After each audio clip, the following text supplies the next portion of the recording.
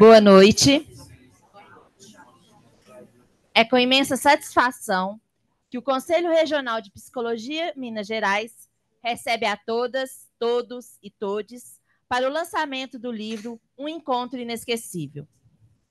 A publicação, organizada por Gregório Barenblit, compila textos apresentados do primeiro simpósio de psicanálise, grupos e instituições, realizado no Rio de Janeiro em outubro de 1978, e marca a trajetória da reforma psiquiátrica no Brasil, tendo marco histórico a vinda dos psiquiatras Félix Guattari e Franco Basaglia ao país na década de 70.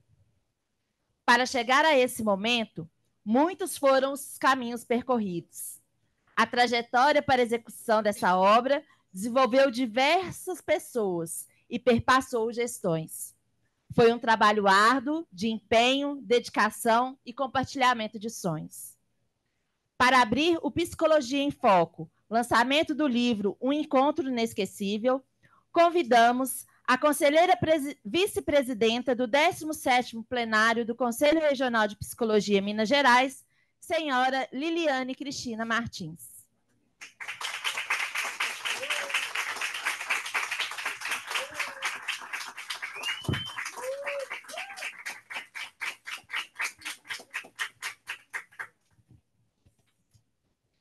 Boa noite. Boa noite a todas, a todos, a todes, né? Bom, em nome do 17º plenário, né, do Conselho Regional de Psicologia de Minas Gerais, eu dou as boas-vindas, né, a vocês e agradeço a presença de todas e todos e todos nesse momento, né? Nesse momento da história muito importante para a autarquia. Elza está me pedindo para falar mais alto. Está dando para me ouvir, gente? Bom, a iniciativa da publicação, né, é da Comissão de Orientação em Psicologia, Saúde Mental, Álcool e Outras Drogas, do CRPMG, em parceria com o Instituto Gregório Barenblit. Como disse, né, esse é um marco histórico, exatamente por alguns motivos. O CRPMG está completando 50 anos de existência, né?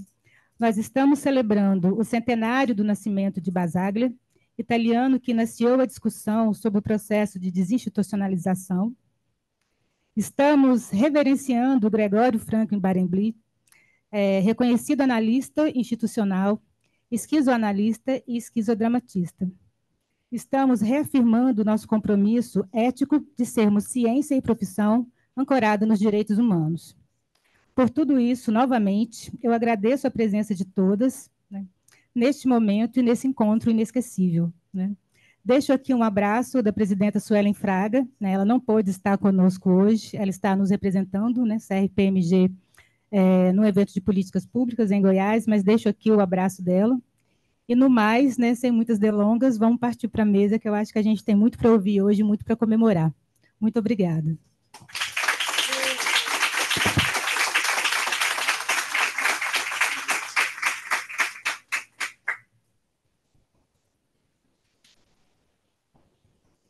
Agradecemos as palavras da vice-presidenta do 17º plenário do Conselho Regional de Psicologia Minas Gerais, senhora Liliane Cristina Martins. É com imensa satisfação que convidamos o psicólogo Milton Bicalho, que irá mediar os trabalhos da mesa de lançamento do livro O Encontro Inesquecível.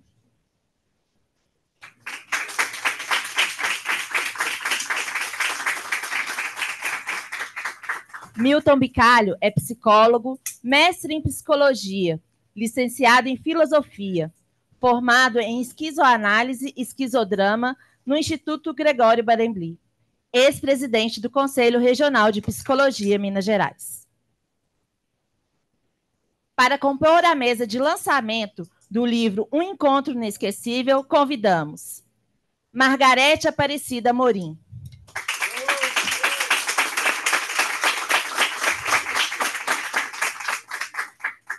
Margarete é psicóloga, esquizodramista, atua em psicoterapia individual e grupal em intervenções institucionais, mestre em educação, doutora em psicologia social. Investiga o esquizodrama como uma prática do contemporâneo. coordenadora do Instituto Gregório Barenbli, de Belo Horizonte, Minas Gerais. Convidamos Domênico Ru.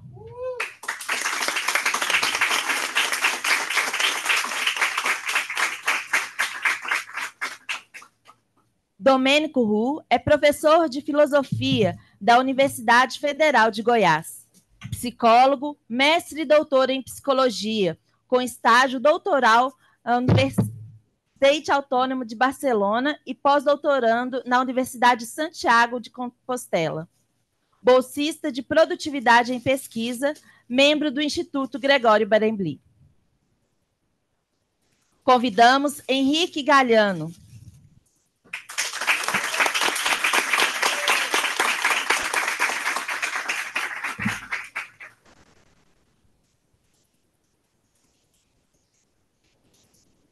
Psicólogo, especialista em direitos humanos e cidadania no contexto das políticas públicas e mestre em psicologia.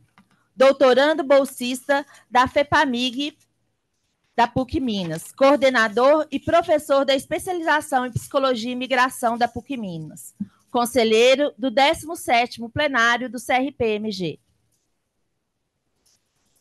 Convidamos Gregório Casi.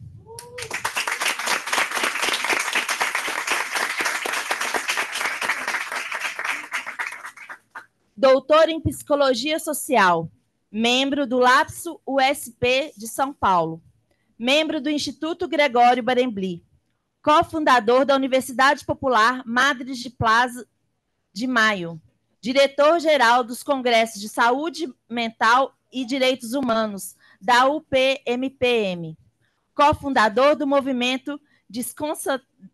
Aí você vai me ajudar, professora, a falar esse nome. Desmanicomialização. Transformação institucional. Convidamos Marta Elizabeth de Souza.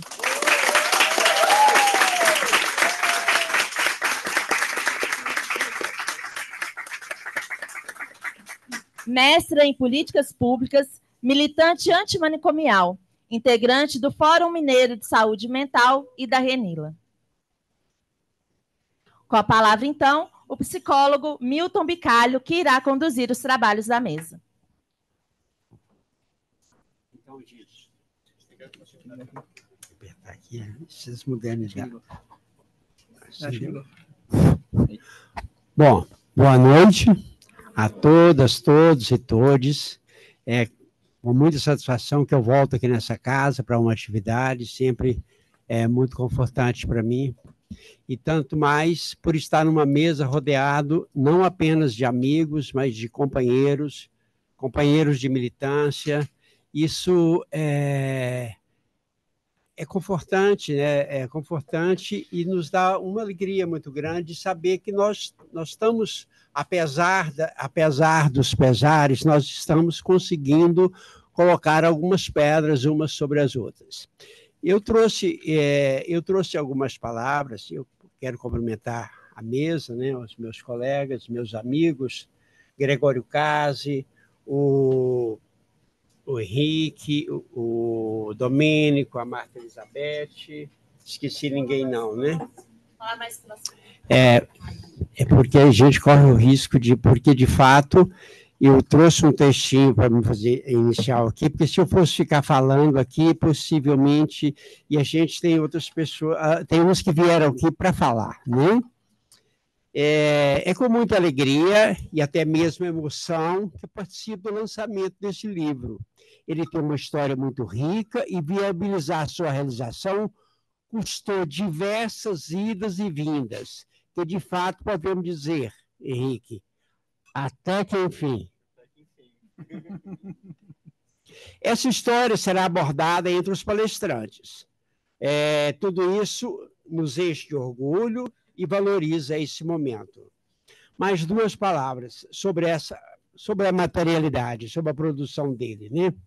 Agradeço ao 15º, 16º e 17º plenários.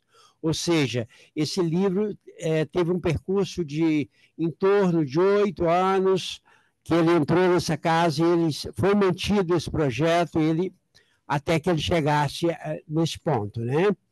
Então, 15º, 16º e 17º plenários do Conselho Regional de Psicologia de Minas Gerais, que fizeram todos os esforços para que esse fato histórico esteja aqui acontecendo.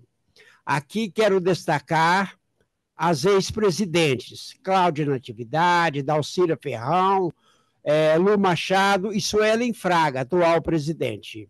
A elas agradecimento e gratidão, pois o que fizeram não é trivial para essa organização. E elas, com seus plenários, tiveram a determinação de fazê-lo. E que me desculpe os demais, mas vai aqui o agradecimento, em particular, a Relações Públicas desse Conselho, Natália Monteiro, que não largou a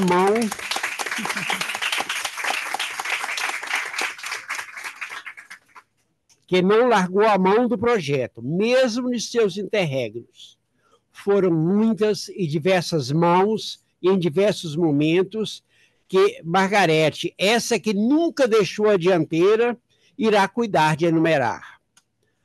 Para além de sua materialidade, estou afirmando que o lançamento desse livro, O Encontro Inesquecível, como um marco histórico, 46 anos depois do evento que lhe deu origem, o primeiro Simpósio Internacional de Psicologia, Grupos e Instituições. Aqui encerro essa fala, pois os palestrantes certamente irão discorrer sobre a sua historicidade. Muito obrigado.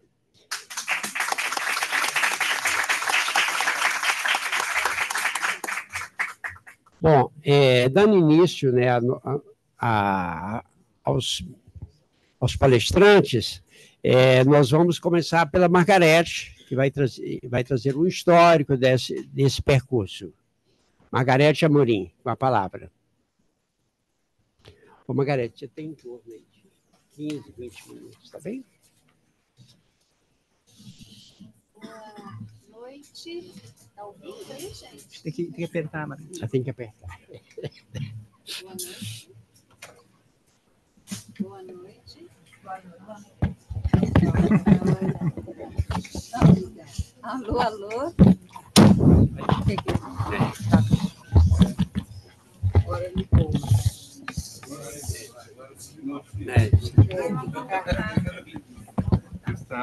Esse aqui não está funcionando. Tá bem assim? Tá.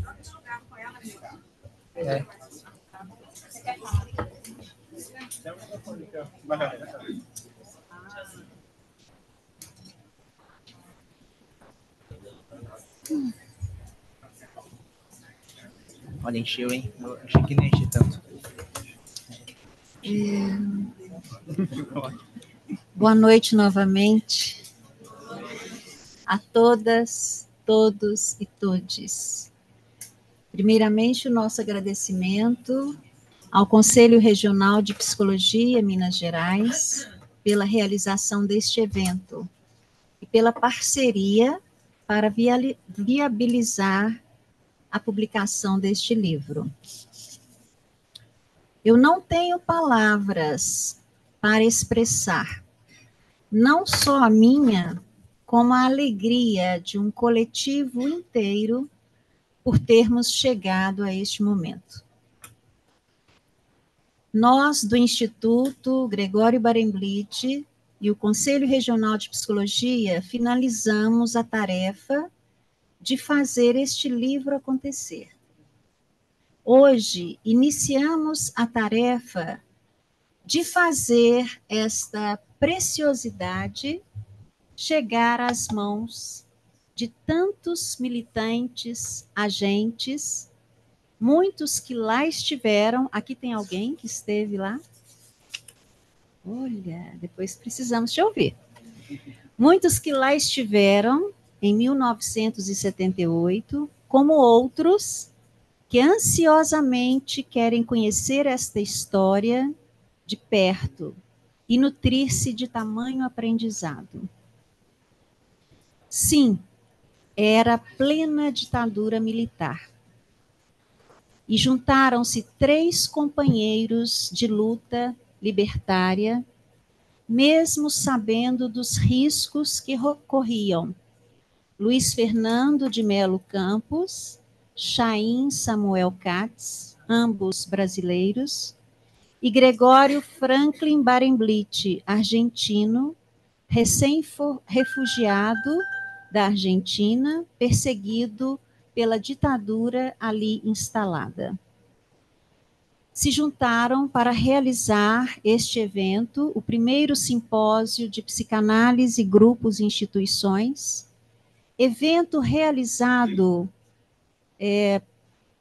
como preliminar à fundação do IBRAPSE, Instituto Brasileiro de Psicanálise, Grupo e Instituições, instituto que se tornou referência na formação crítica e política de agentes psi, e que incluía uma abordagem grupal e institucional. Este livro é resultado da transcrição, edição e comentários de seu organizador. No final, Gregório coloca alguns comentários e vocês vão entender por quê, com relação a este evento.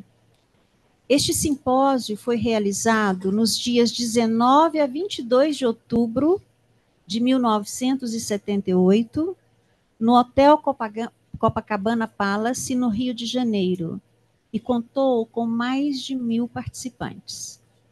Realizá-lo no auge da ditadura militar, muitos desses integrantes, inclusive, sendo perseguidos, foi, no mínimo, um ato revolucionário de enfrentamento ao pensamento vigente, sendo que sua importância se deve a muitas razões, e vou citar apenas algumas delas. Por exemplo, e que a Natália já adiantou, ter trazido pela primeira vez ao Brasil grandes nomes, referências nos temas tratados, especialmente do movimento de reforma psiquiátrica internacional, como Félix Guattari, Franco Basaglia, Robert Castell, Thomas Szasz, Shiri Haidt, Howard Becker, Iver Goffman e tantos outros. Estava se iniciando no Brasil o movimento de reforma psiquiátrica, em consonância com o que estava acontecendo em diversos países do Ocidente. E trazer esses seus maiores representantes contribuiu com certeza para o fortalecimento deste movimento no país. Outro ponto se refere à atualidade de seu conteúdo para o momento atual que estamos vivendo, mais de 46 anos depois.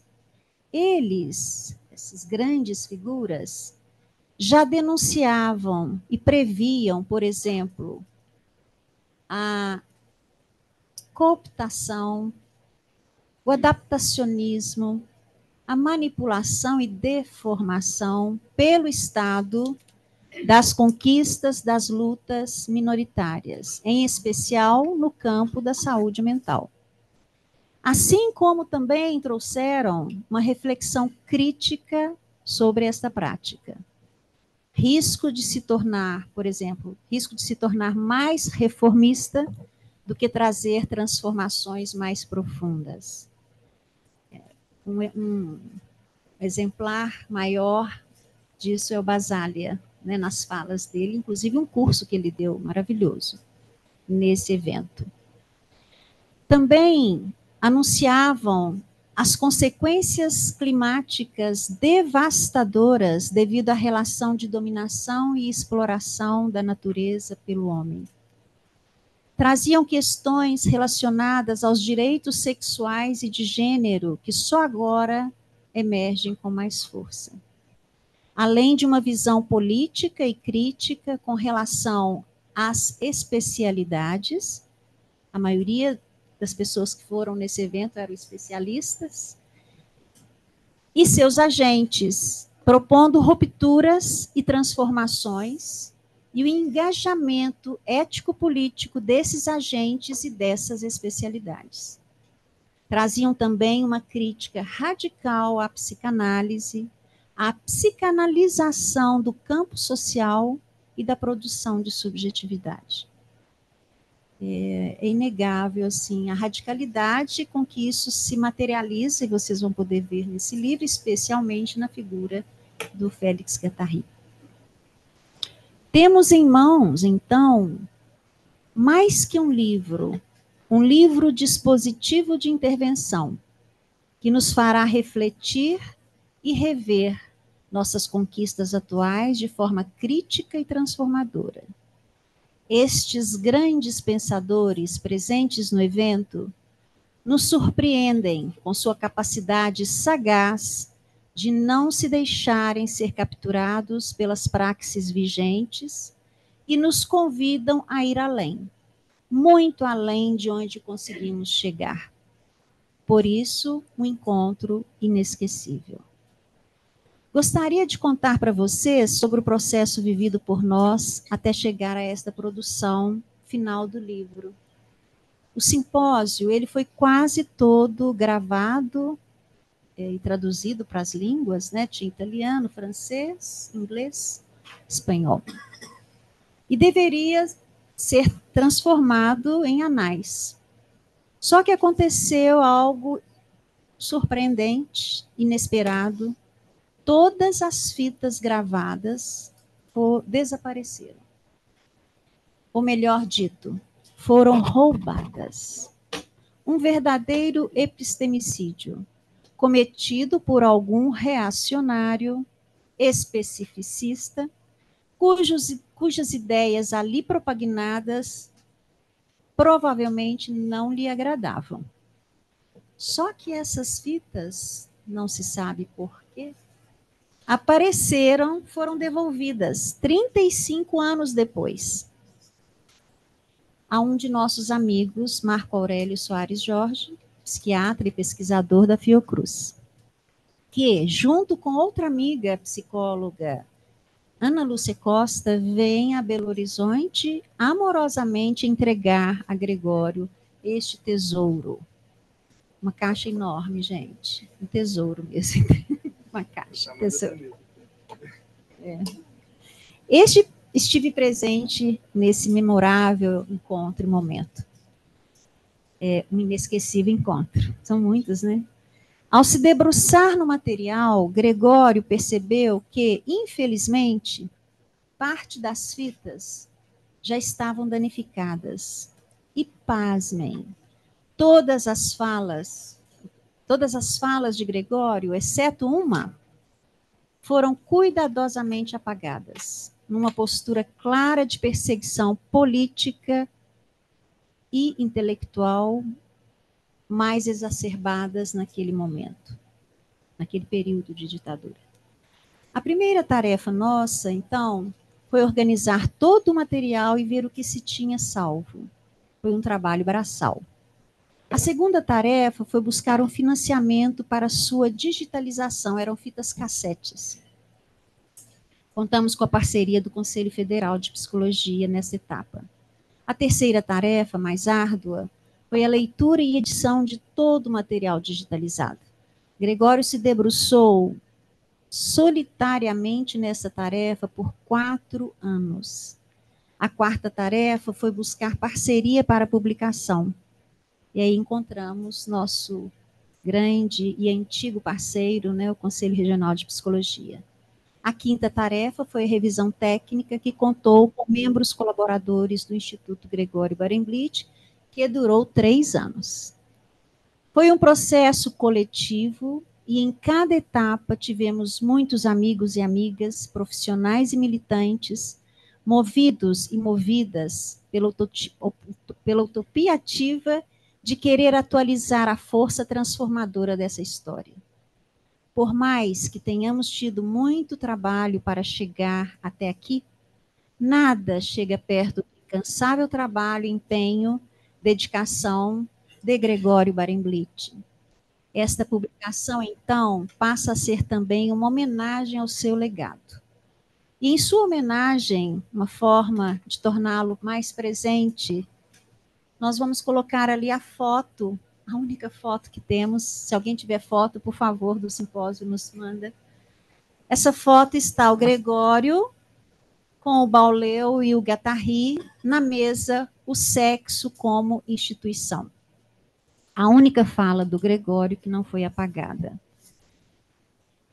Bom, para finalizar, com o temor de esquecer de alguém, já peço desculpas antecipadamente, mas gostaria de agradecer. Primeiro, ao Paulo Amarante, que apesar de não ter estado nesse processo diretamente, ele esteve anteriormente nos consolando, dialogando conosco, pensando na viabilidade de publicação, inclusive pela editora da Fiocruz. Em seguida, o Marco Aurélio Soares Jorge e Ana Lúcia Costa, pelo empenho em trazer as fitas e fazê-las chegar até nós. Ao Henrique Galhano, que esteve lado a lado com Gregório, organizando todo o material. Ele deve contar isso. E depois traduzindo, revisando as falas do Basaglia, e no final esteve junto com Domênico na organização dos currículos dos participantes e depois comigo na revisão final do livro. A Lúcia Aquino e ao Milton Bicalho, que nos ajudou no contato com o Conselho Federal de Psicologia, inclusive Milton me acompanhou a Brasília em reuniões aqui em Belo Horizonte. Ao Conselho Federal de Psicologia, pelo empenho na transcrição das fitas. A Odila Braga e Camila Bahia, ambas, na época, conselheiras do CRP, e ao Milton, novamente, aqui, que nos colocaram em contato com este conselho para viabilizar esta publicação. E ao Conselho Regional de Psicologia, Minas Gerais, por aceitar viabilizar esta publicação. Ao Cid Moreira, pelo trabalho de revisão gramatical. Ao Gregório Casi e Domênico Ur, companheiros com os quais dividi a revisão técnica. Um especial agradecimento à pessoa que esteve de braços dados comigo em todo o processo, sem a qual não sei se chegaríamos até aqui, Natália Monteiro. Merece palmas. Merece palmas. Obrigada, Natália, pelo seu empenho, folha por folha, dessas 648 páginas, numa verdadeira superimplicação. Como se pode ver, foram muitas mãos, desde a concepção deste evento em 1978 até chegar em nossas mãos este livro em 2024. Fico pensando o que Gregório falaria se estivesse aqui hoje. Com certeza ele teria muito a dizer, mas uma palavrinha eu tenho certeza que ele diria: obrigada. E que diríamos para ele? Obrigada, Gregório. Valeu a pena. Gregório presente.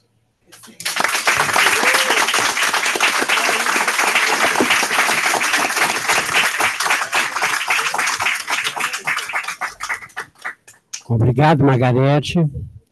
Agora, passamos a palavra para Marta Elizabeth, porque nós estamos colocando as mulheres em primeiro lugar, né? Marta Elizabeth, você tem 20 minutos, Marta. Tá bom.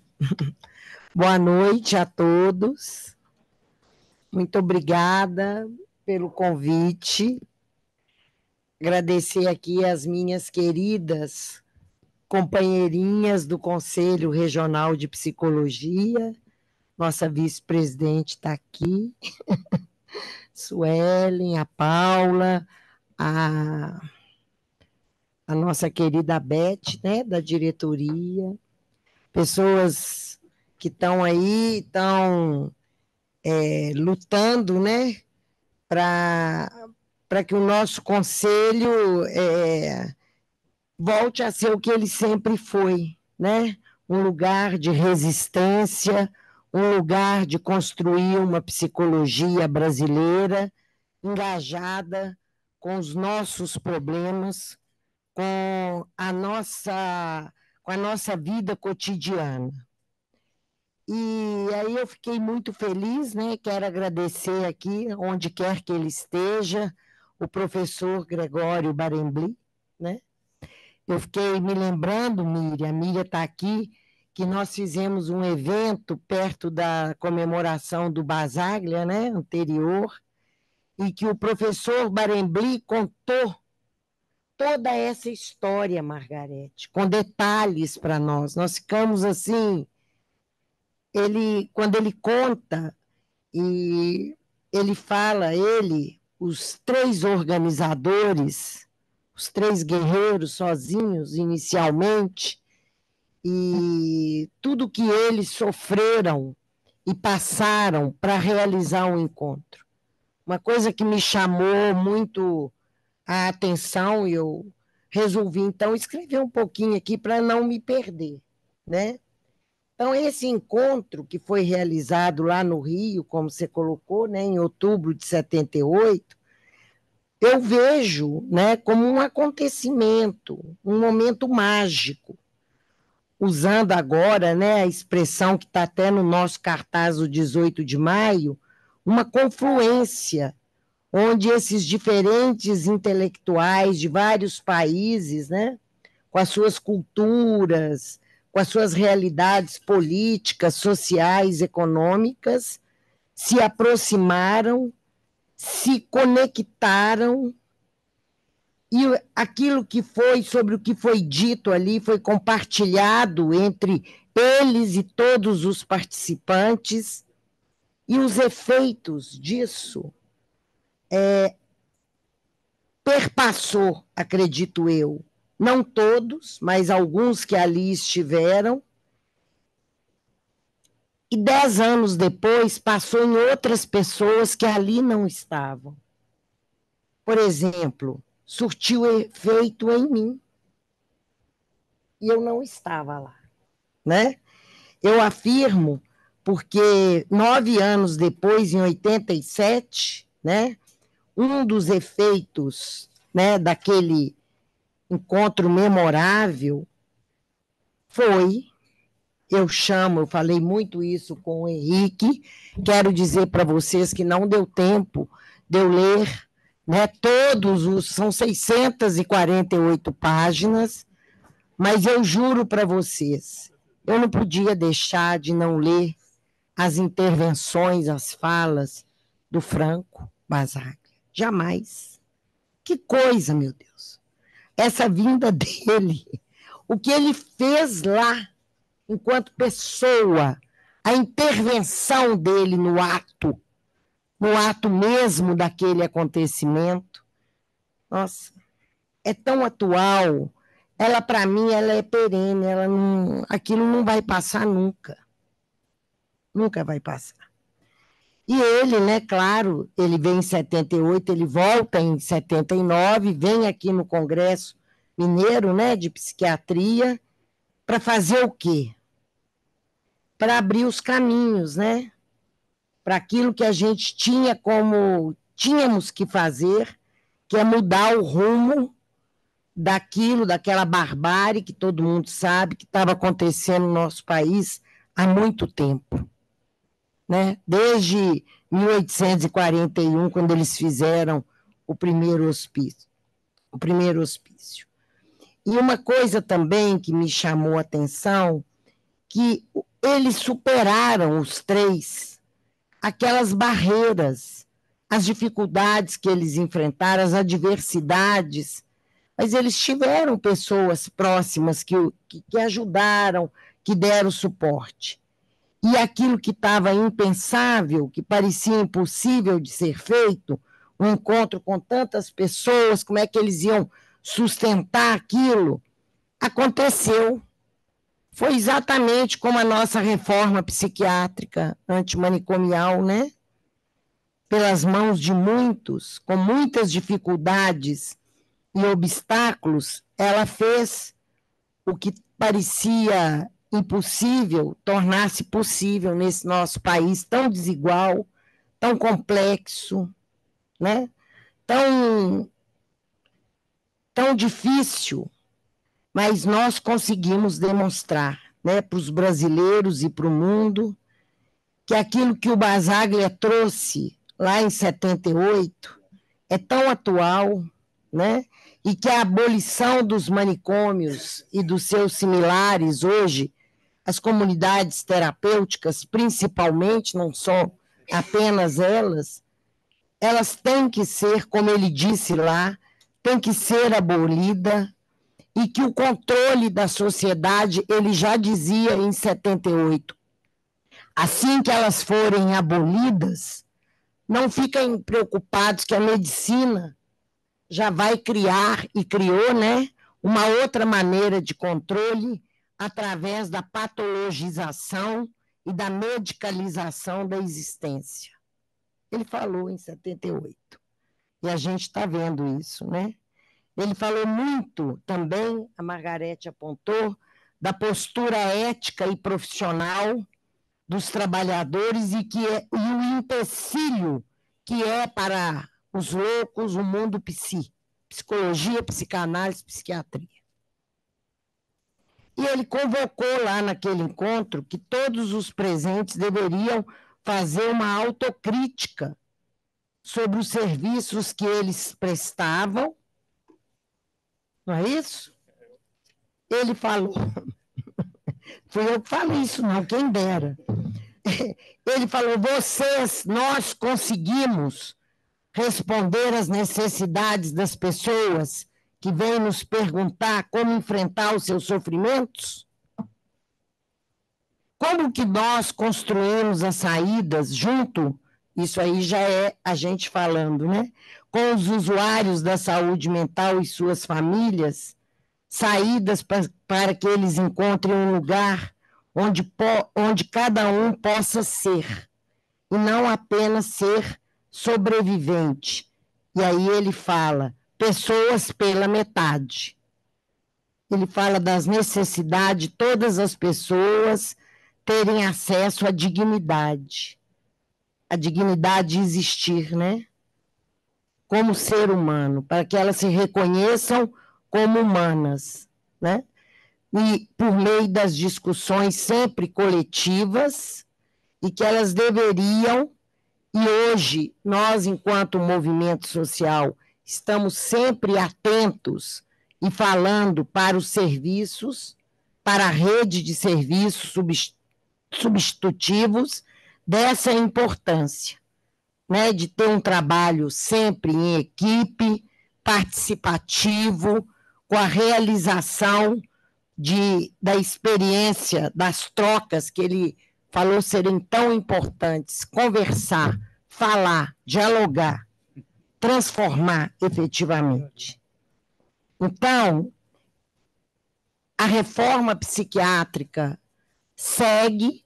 Nós fundamos, então, um movimento que já vinha, não é que fundamos, nós ou ressignificamos em 87, né, lá em Bauru, não é isso? E aí fomos dando materialidade, na verdade, para aquilo que muitos trouxeram. Mas, gente, especialmente o Basaglia, todos falaram, pessoas muito importantes, pessoas com contribuições, mas o Basaglia fez uma diferença, né? A gente não pode negar isso, né? Eu estava perguntando isso aqui para o Henrique se eu estava exagerando, ele disse que não. E aí o Henrique adivinhou, pediu o livro, ele falou, já sei aonde que você vai falar. Vou dizer aqui, porque é fala dele, né? Pois bem, caros amigos, eu gostaria de terminar essa longa conversa dizendo isso, que eu odeio os intelectuais e os cientistas. Seu pessimismo dá razão e toda a sua cientificidade coincide sempre com certo pessimismo, segundo o qual não se tem nada a fazer. Eu aceito, ao invés, eu diria, uma verdade empírica, mas que, porém, é da parte de quem é oprimido, com o qual o oprimido vive. E vive na esperança de liberar-se, porque ele tem potencialmente algo muito precioso nele mesmo, que é o otimismo da prática.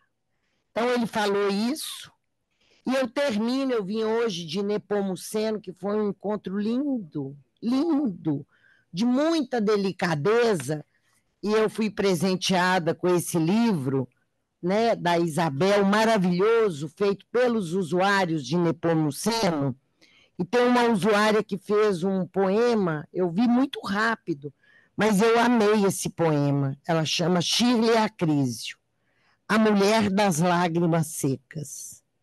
Eu não choro mais, minhas lágrimas secaram. Aos 19 anos, fui internada pela primeira vez.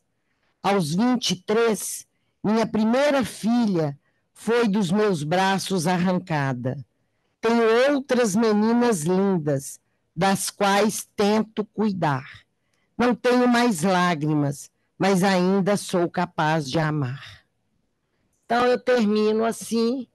E obrigado, Barembli, aonde você estiver, por ter feito todo esse trabalho, e nós vamos seguir aí, lendo todos. Muito obrigada.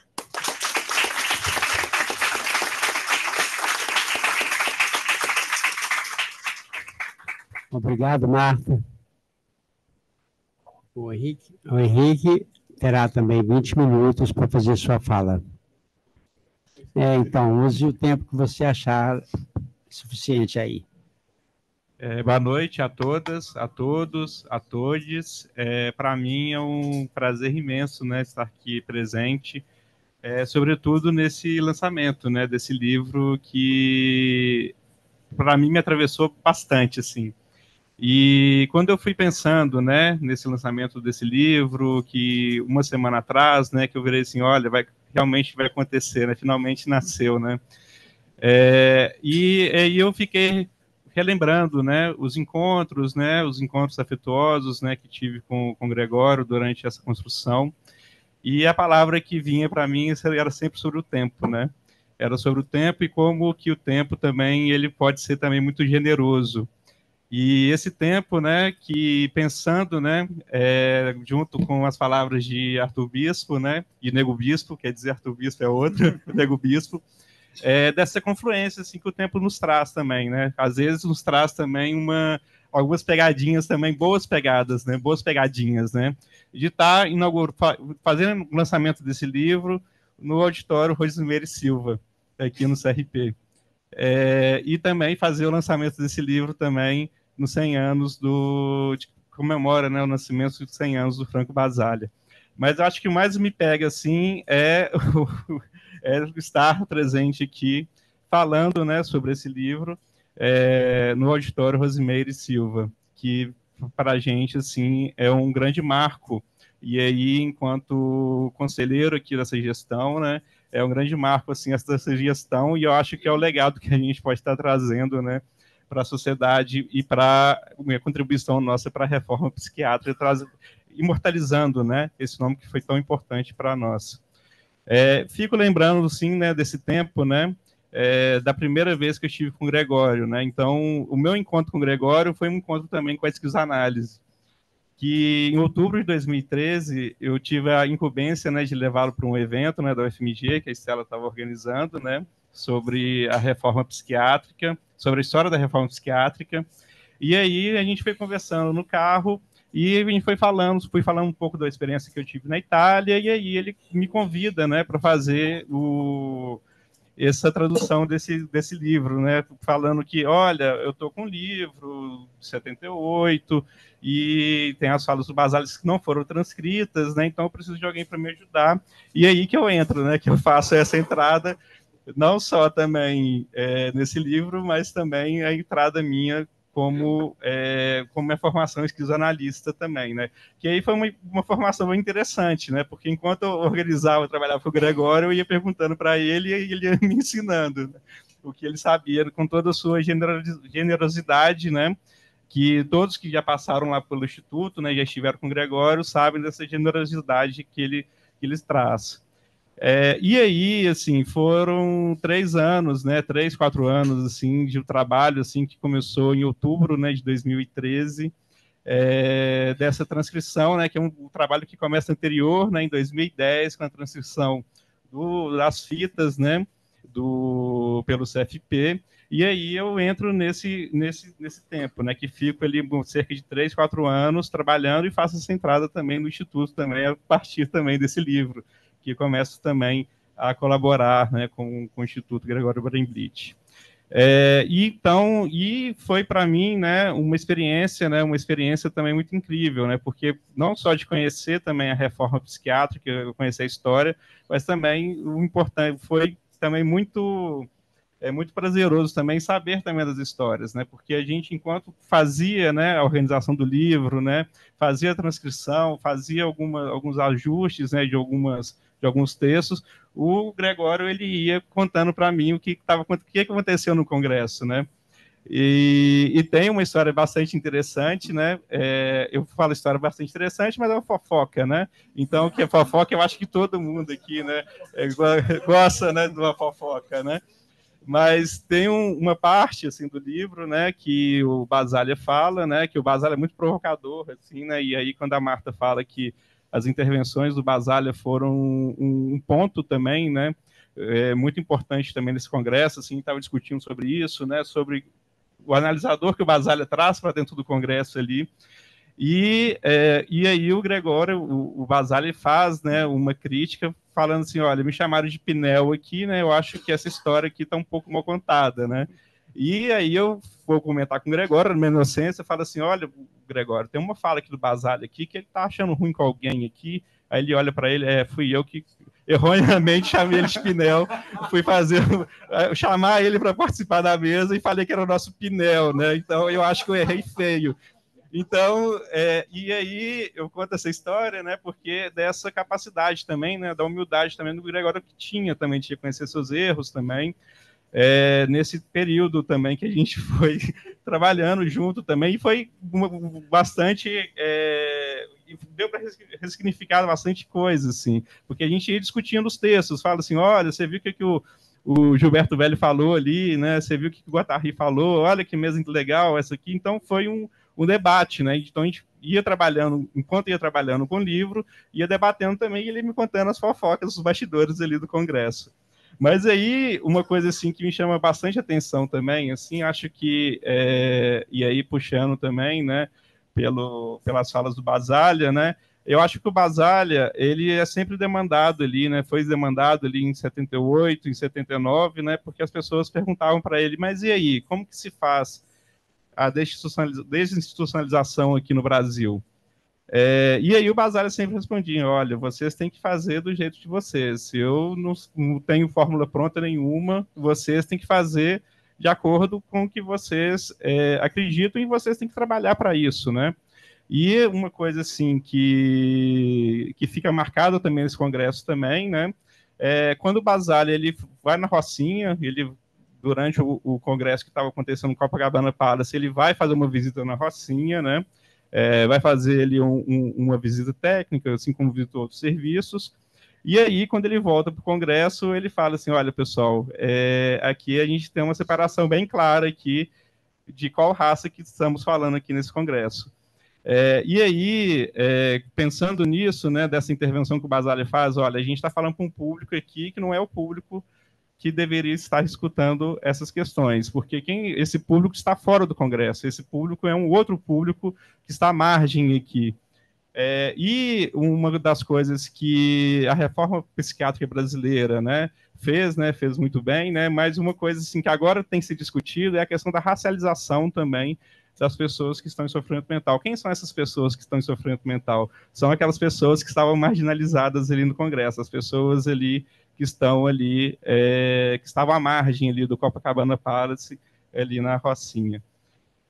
Então, isso me chamou bastante atenção, assim, relendo assim, alguns trechos assim, que eu tinha marcado, assim, né, apesar de ter relido várias vezes, mas são trechos que marcam também dessa intervenção assim, que o Basaglia faz no Congresso. Ele não faz uma intervenção só para as pessoas que estão ali, mas ele faz uma intervenção no Congresso e o Congresso tem uma mudança de perspectiva. Então, você consegue perceber ali, a partir das falas dele e as falas de outras pessoas a partir das intervenções que ele vai fazendo, né?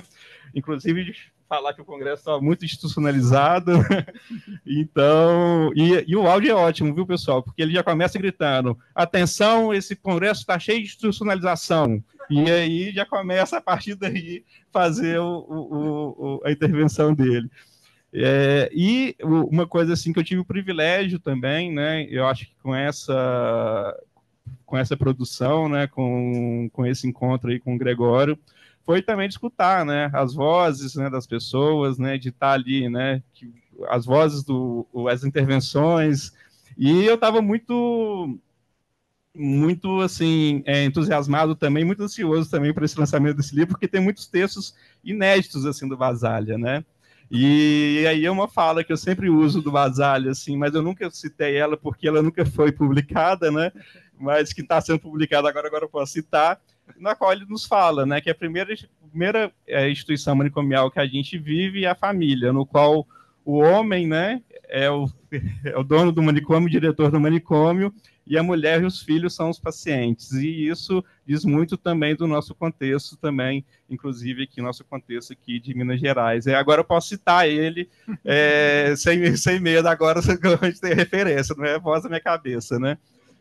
Mas, enfim, assim, e eu acho, assim, né, e caminhando, assim, para finalizar a minha fala, né, uma pessoa muito especial, assim, aprendi com uma pessoa muito especial, né, que eu a leio, né, como uma liberdade bonita, me disse que o tempo a vida há de ser generosa quem é generosa com ela. Eu acho que toda essa generosidade, assim, do Gregório, né, complementando, essa generosidade do Gregório, nos traz, assim, quando ele nos brinda, né, com essa publicação que está sendo aí lançada hoje. E aí eu só vou fazer uma brincadeira, porque eu acho que o Gregório não falaria obrigado, eu acho que ele contaria uma anedota aqui para a gente. Obrigado, pessoal.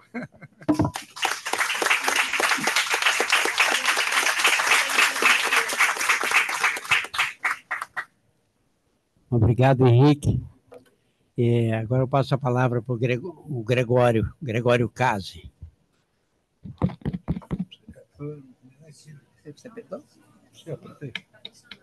Tá? Tá bom? Ótimo. Boa noite a todas. Bom, agradecendo aí o CRP, mas com certeza também o coletivo do Instituto, né? E com os que trabalhamos muito para que se atualize este texto, né?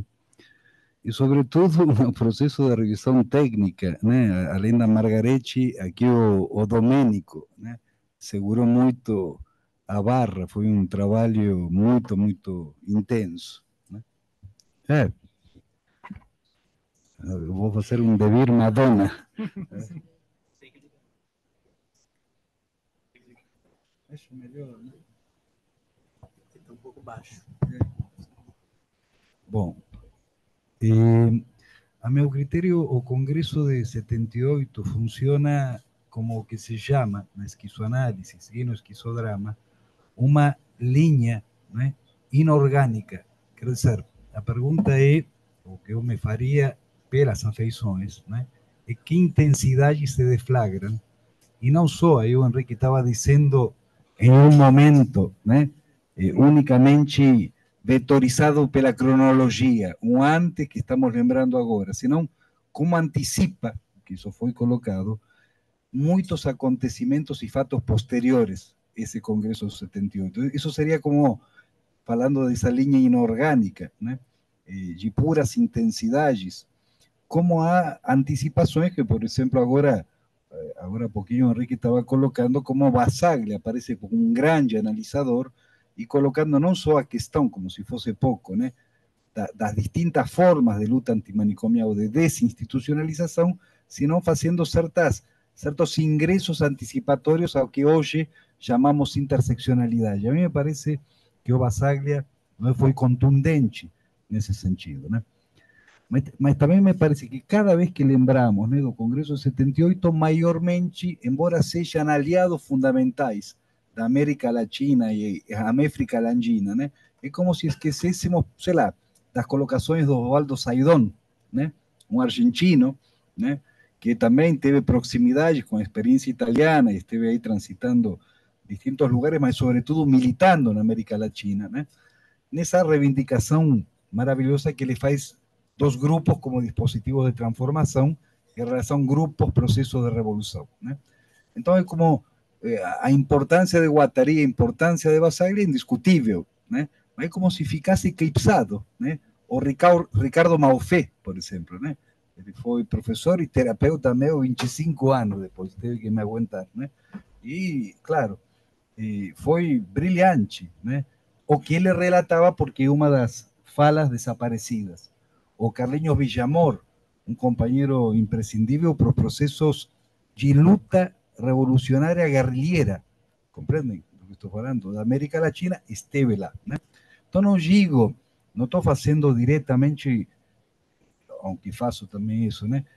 Uma questão do eurocentrado, né? Porque são pessoas que não faziam, nem operavam nesse otimismo da prática que foi citado, né? E essa recuperação, né, de nossos processos revolucionários para uma lógica uno, né?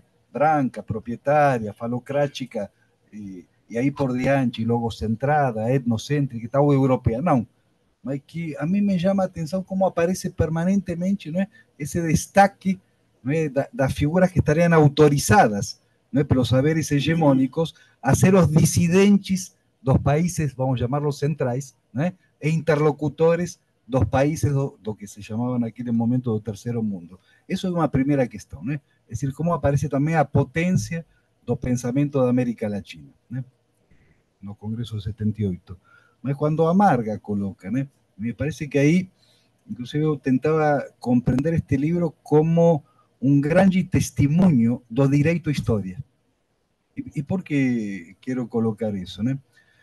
Porque a contextualidade de fato, né, é durante o terrorismo de Estado, mas em plena vigência do que se chamou Plano Cóndor, que é a articulação, né, das distintas aparelhos repressivos de Estado, né, a nível continental, coordenado pelo Departamento de Estado dos Estados Unidos, pela CIA, e prévia passagem pela que se chamava, escutem o nome, Escola das Américas, como centro de treinamento, em Panamá. Algo, digamos, repugnante, no sentido da maquinaria, digamos, letal, né, que se configurou na América Latina para a desaparição.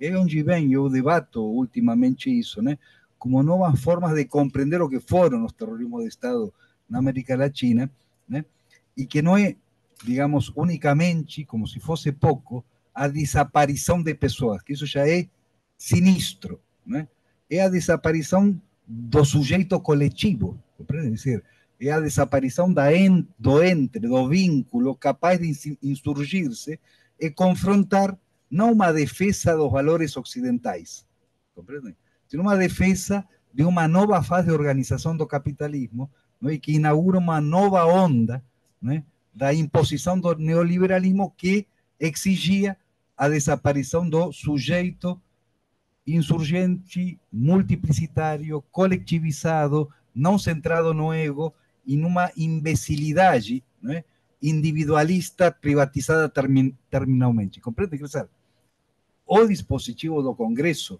nesse sentido, digamos, de um sentido amplo, vamos dizer assim, é contra a cultura manicomial, né, representada naquele momento, na sua face mais evidente que continua hoje, né, que é a evidência do que os fenômenos de aceleração de capital não podem, precisam, né? E que é o extermínio de diferenças, singularidades, multiplicidades e não de individualidades. É a fabricação serial do indivíduo. Isso está claríssimo para mim e perpassa, digamos, as intervenções no Congresso. Então, se eu tenho que pensar esse Congresso e este livro, eu penso como um dispositivo da resistência radical e de uma coragem nunca vista na América Latina, de uma forma evidente, é cuspir nos milicos, é dizer, frontalmente, compreendem? Isso foi digamos, uma epifania profética, eu acho, né? Dos três, mas fundamentalmente do Gregório, porque conversamos muito.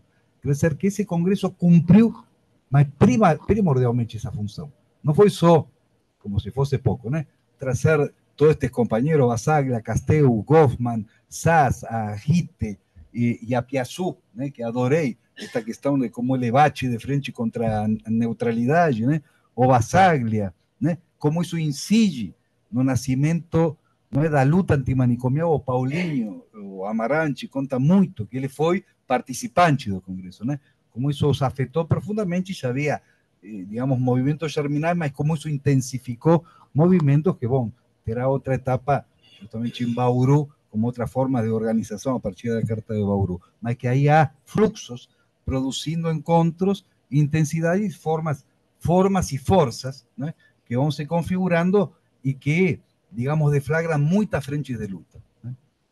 Mas por que estou dizendo tudo isto? Porque se dá um paradoxo interessantíssimo. Direito à história.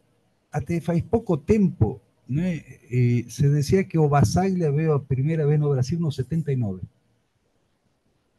E havia um desaparecimento do Basaglia, do Congresso e do Gregório, fundamentalmente, até que o Paulinho Amarante reivindica, faz quanto? 5 anos, 6?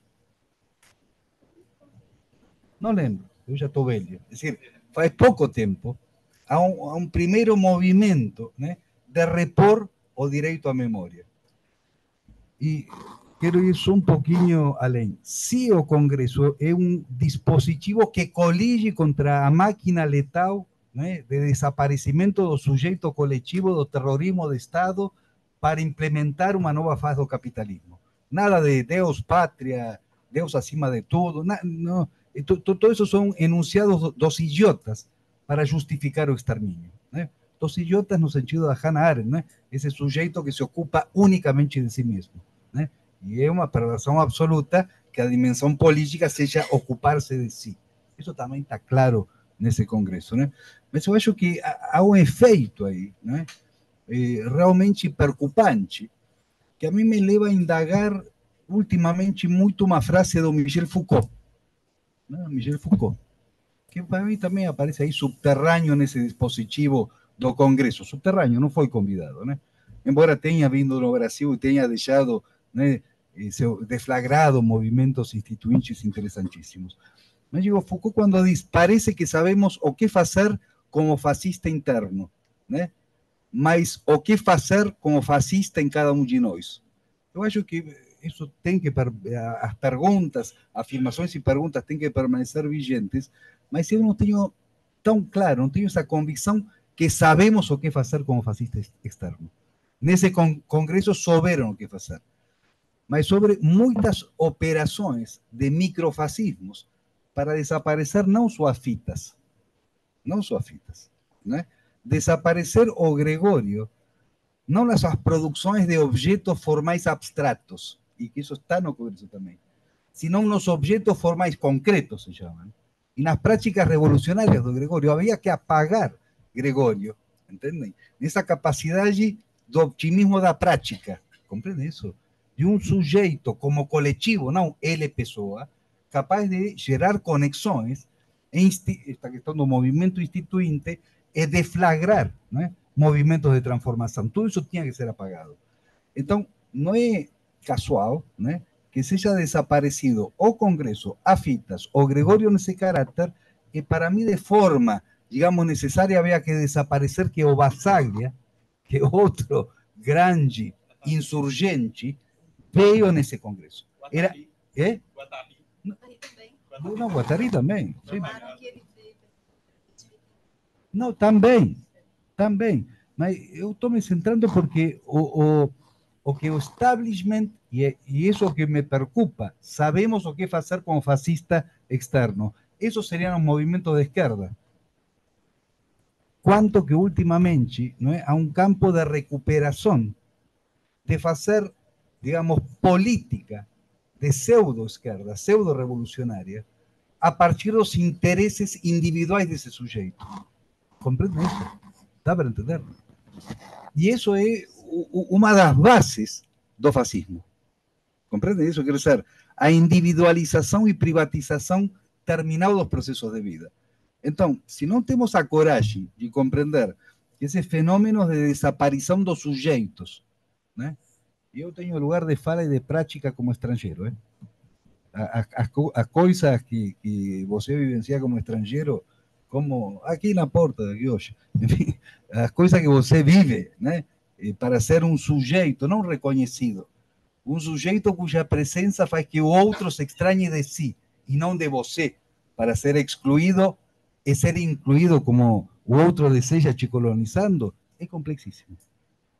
É de uma complexidade imensa, né?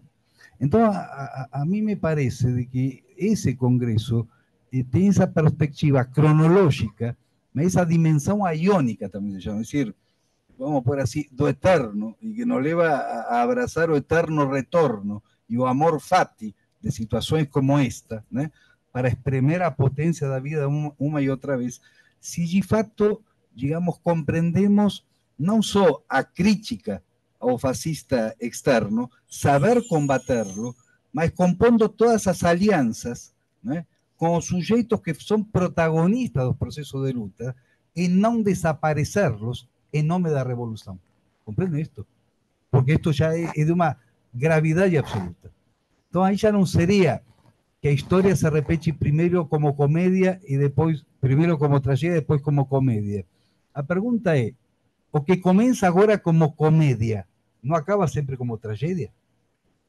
Compreende isso? Quer dizer, a mim me parece que este livro, né, o que convoca é, de fato, a fazer presentes, né, aqueles sujeitos que são trazidos, digamos, seletivamente, né, isso é o Walter Benjamin, de acordo, digamos, aos sujeitos supostamente críticos que Basaglia diz que le repugna o intelectual. A mí ese tipo de intelectual también me repugna, ¿no? Que tracen o Basaglia como quieren, que tracen o Guattari como quieren, ¿no? Será, o Guattari para justificar a psicanálisis últimamente, es muy interesante eso, ¿no? Es decir, digo, no sé, señora, cómo están violentando una historia, ¿no? Y son sujetos con los cuales podemos simpatizar porque son progresistas, ¿comprenden? ¿Dá para entender? Entonces, a mí me parece que es un llamamiento ético-político, ¿no? Na perspectiva revolucionaria, de que sería como los libros, por ejemplo, do Artaud, de Lautréamont y sobre todo los dadaístas, no sé si los surrealistas, ¿no?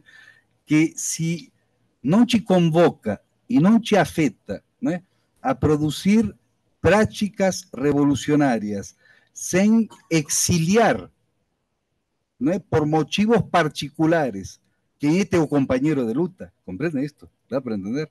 Es trascender, digamos, no es solo a luta morte por puro prestigio, o a lógica, digamos, dos pequeños, ¿no?, de petit, es decir, los pequeños narcisismos, ¿no? ¿Cómo sería aquí? Las pequeñas diferencias. Las pequeñas diferencias, ¿no? Sino de fato, por ejemplo, nunca decir, ¿no?, que estamos, porque de fato, lugar de práctica y de menininho para frente, de práctica y de fala, estar contra el terrorismo de Estado significa definitivamente que nunca vos poder desaparecer o Domênico, ¿no?, como adversario intelectual, ¿sí?, porque me conviene como individuo. ¿Comprende esto? No es o desaparecimiento da canalice bolsonarista de infinitos procesos. Estamos anticipados ahí, como bien fue dicho, ¿sí? Sino de lo que se trata es también comprender cómo estamos recuperados en esos procesos de luta, de desaparecimiento do outro, ¿no?, por motivos, por ejemplo, familiaristas, ¿no?, y eu reivindico, por exemplo, a esquizoanálisis, que é antifamiliarista. É um nível, justamente, é uma comédia que acaba como tragédia. Já não é um processo reprodutivo, é um agenciamento, né, de uma forma que a Agnes Heller chamava fabricar história. Né? Fabricar história no sentido de narrar a história, sua lógica hoje seria da fake news. Este livro aqui, né, agora já não vão poder, mas teve um monte de fake news sobre este livro. Agora acabou a fake news, né? Não, mas claro. Ou as guerrinhas híbridas, é só dos estados sobre os sujeitos não é? Ou a guerra híbrida, guerra colorida, não é? De desaparição do outro, não é? Porque o outro é um rival de mercado, compreendem? Mercado do nicho de intelectualidade crítica, compreendem? Estes aqui, né? E não por uma questão de olhar para trás nostalgicamente, como dizia, né, o Nietzsche, porque perante a pergunta da companheira, não sei onde estará Gregório, eu tenho que todos estes estão no entre de cada luta revolucionária, isso eu tenho convicção. Se estão em outros planos, né, intensivos, sei lá, é uma questão aí de fé. Agora, uma questão de convicção revolucionária, estão em cada ato coletivo de insurgência, que já não vão poder apagá-lo. Não só a direita, também todos os que foram operando desaparições, né, para serem referência de alguma coisa. Que seria, digamos, de Platão, se não, né, a desaparição, né, do Sócrates? Eu detesto os dois, eu quero ser honesto, tá? Os odeio. Mas há uma operação aí instituinte do Ocidente, né? É decir, o canalha de Platão, né? Não digo porque, de fato, está a figura da idiota do Sócrates, pelo menos é um canalha, Platão já não é um idiota, né? Quer dizer, o idiota que se preocupa, né?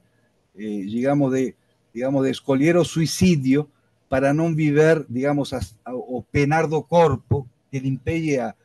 Isso é o idiota, está se preocupando unicamente por si e com um desprezo pelo corpo que já, digamos, tem uma longa tradição e que, em parte, esse desprezo aparece, por exemplo, nos genocidas. Tá?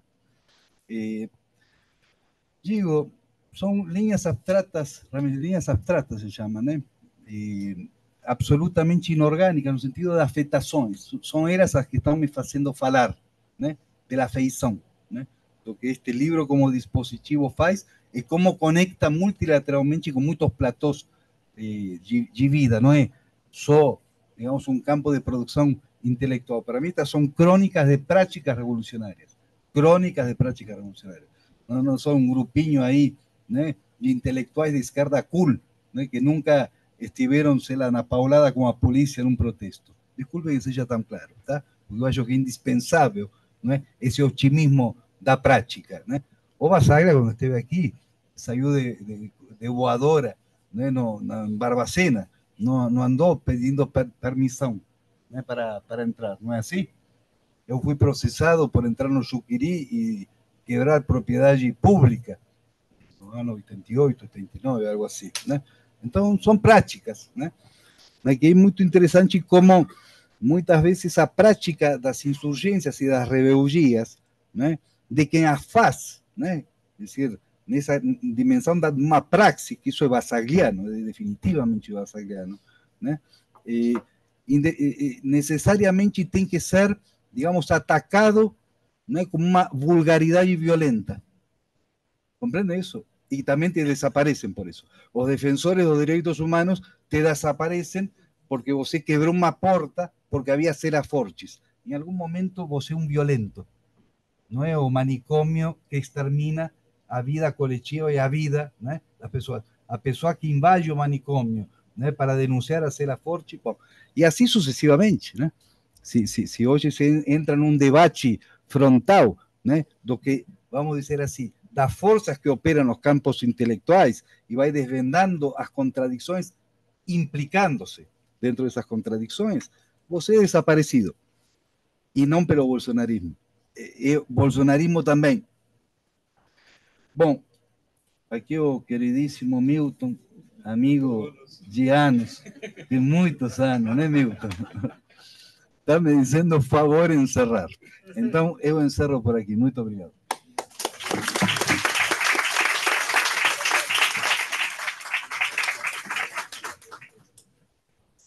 Obrigado. Obrigado, Gregório. Nós vamos ter oportunidade, porque eu estou vendo os olhares, acho que nós vamos ter oportunidade de conversar um pouco mais posterior. Sim? Domênico, agora você tem o seu tempo. Olá, pessoal, boa noite.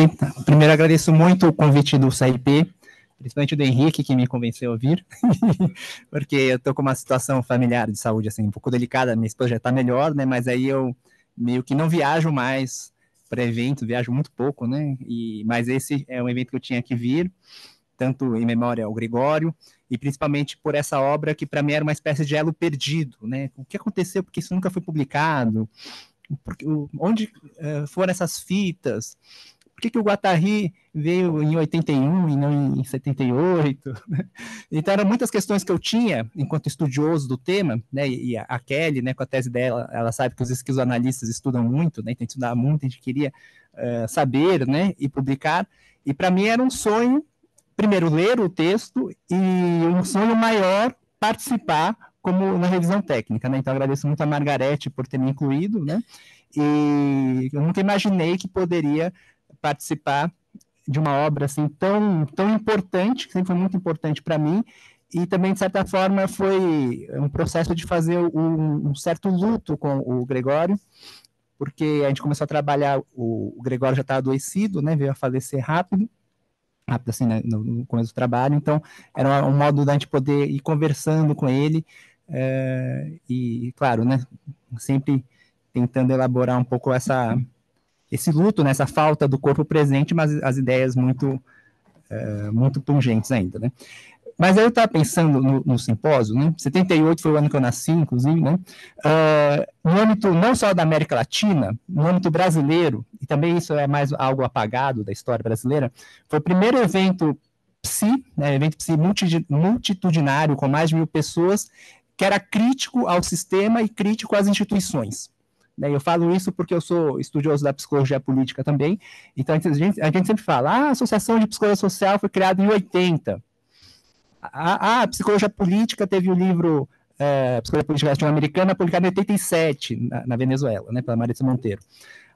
O CRP e o sindicato mudou as chapas, tiveram chapas progressistas, inclusive em Minas Gerais, mas a primeira vez foi em 79, o Sindicato dos Psicólogos, né, a organização desse grupo de esquerda, grupo progressista, foi no Sede Sapiente, em São Paulo, e muito arquitetado pela Madre Cristina Maria. Acho que todo mundo conhece a Madre Cristina, que inclusive o Sede Sapiente foi a primeira sede do MST também, na década de 80. Então, olha que interessante.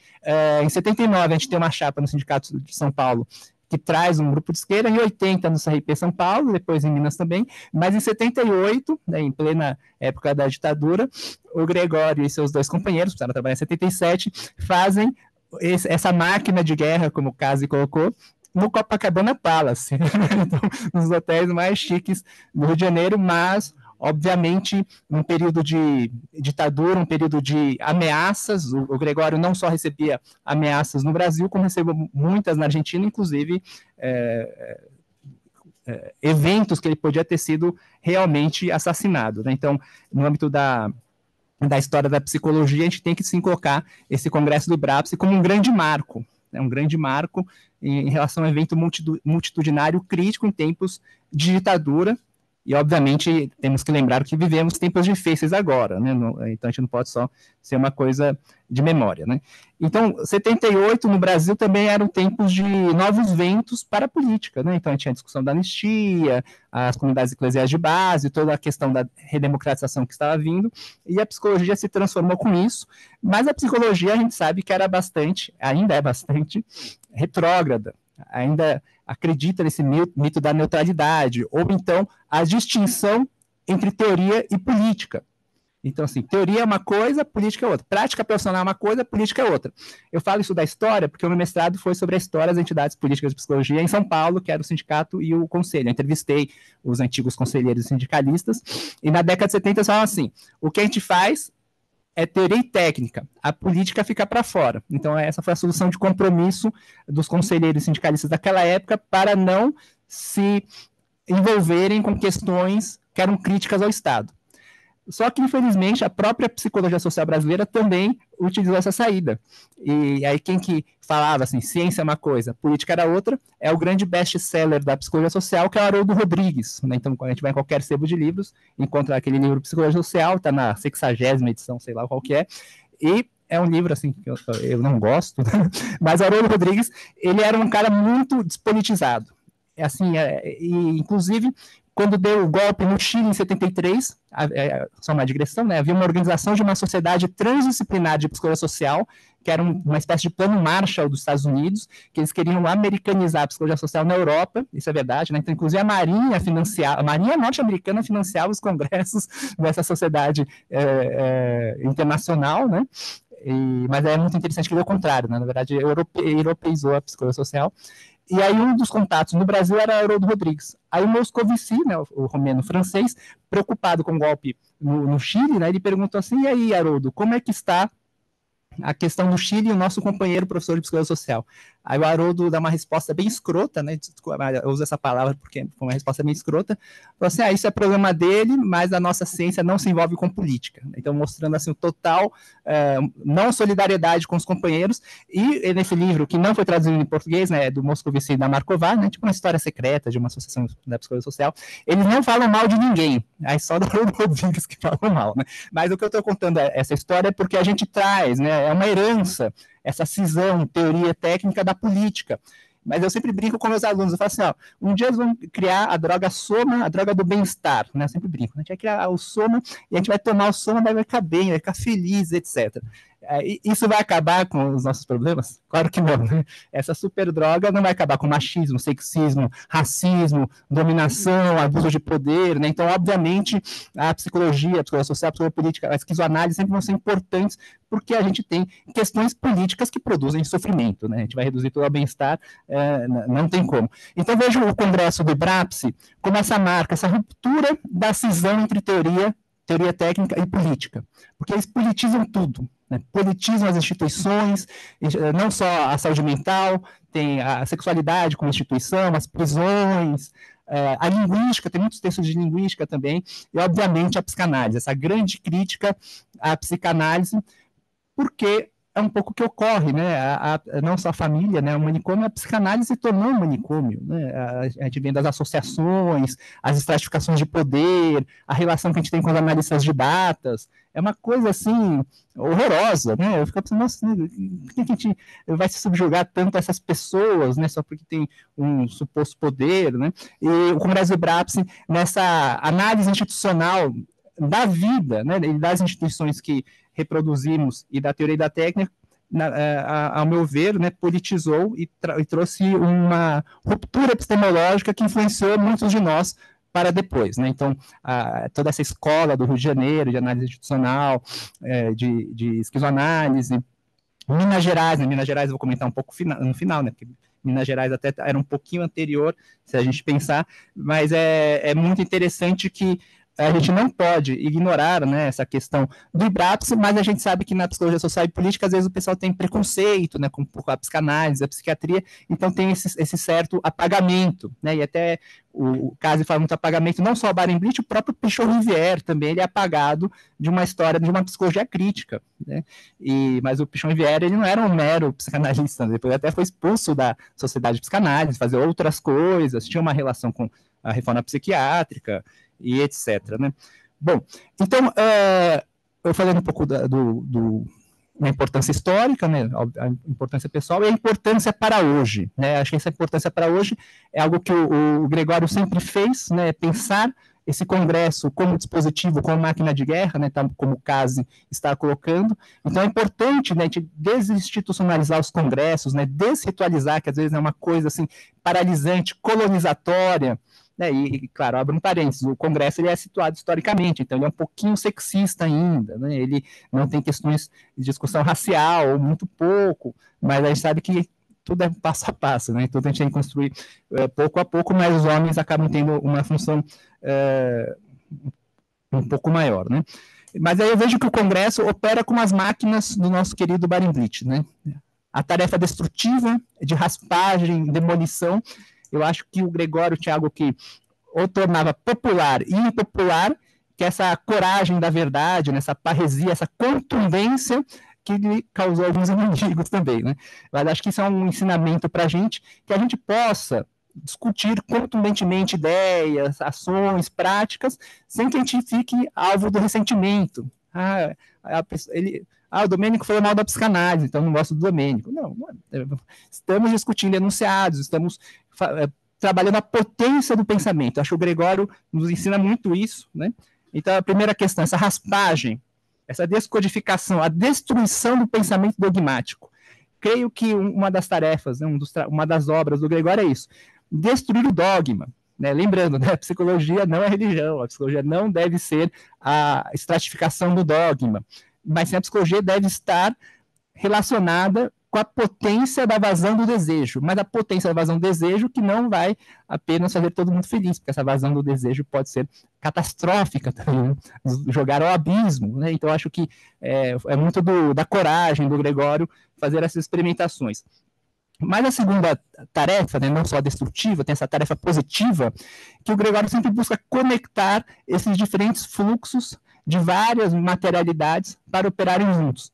Então, não só, né, a gente, também é um pouco da nossa eurocolonização, né, a gente fala do Castel, do Becker, do Zaz, do Basaglia, do Guattari, mas também tinha pensadores de muita potência do Brasil, né, como o Gilberto Velho, tem falas excelentes, o Gilberto Velho. Até tem uma foto na revista Radice que é meio triste, que assim, né, tem a mesa de sexualidade e está escrito assim, a legenda: Peter Fry e feministas brasileiras. Assim, puxa, né? Então, as feministas brasileiras não têm nome, então um pouco esse lugar meio sexista que havia, mas claramente é denunciado.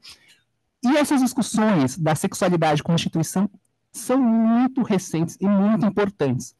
Então, por exemplo, tem a fala da Cher Haidt, que ela escreveu o relatório Haidt, que foi proibido na época da ditadura.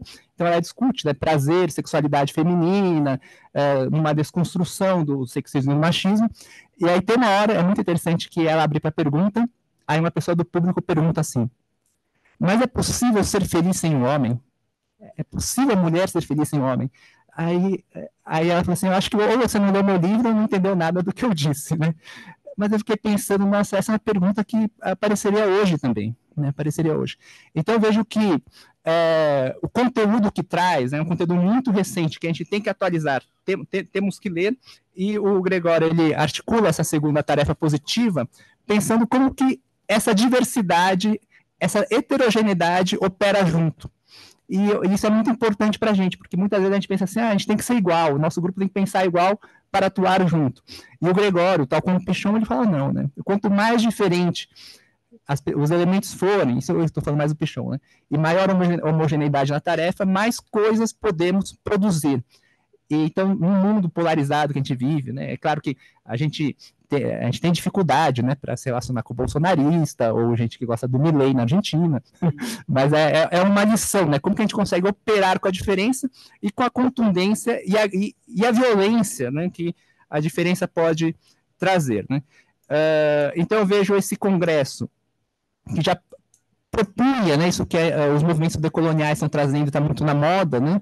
Então, já trazer essa questão de uma luta de classe, mas uma luta de classe multiplicitada, né? Então, a luta de classe, sexo e gênero, em que a mulher é oprimida, a luta de classe nas instituições prisionais, em que os presos são infantilizados, a luta de classe na saúde mental, né?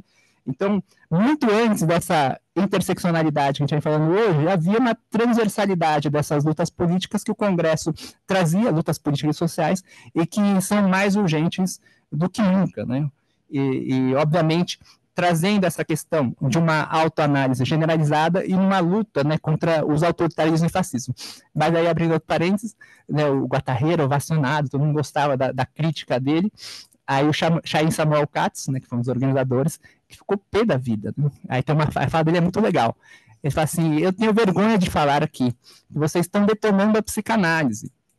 Então a gente é o mais conservador possível. Aí ele coloca: mas será que é isso? Vocês estão aplaudindo o Guattari hoje, mas amanhã vocês vão deitar no divã do analista. E aí eu achei isso demais, né? Eu falei, nossa, é muito legal isso, né? E da mesma forma, né, aquelas reflexões, a gente detona e critica, assim, mas detona assim, com rigor conceitual, o conservadorismo, o anacronismo da psicanálise, mas a psicanálise se manteve a mesma, mesmo com o Congresso do Brapse. Se manteve a mesma, ou está pior, né? Ou está pior.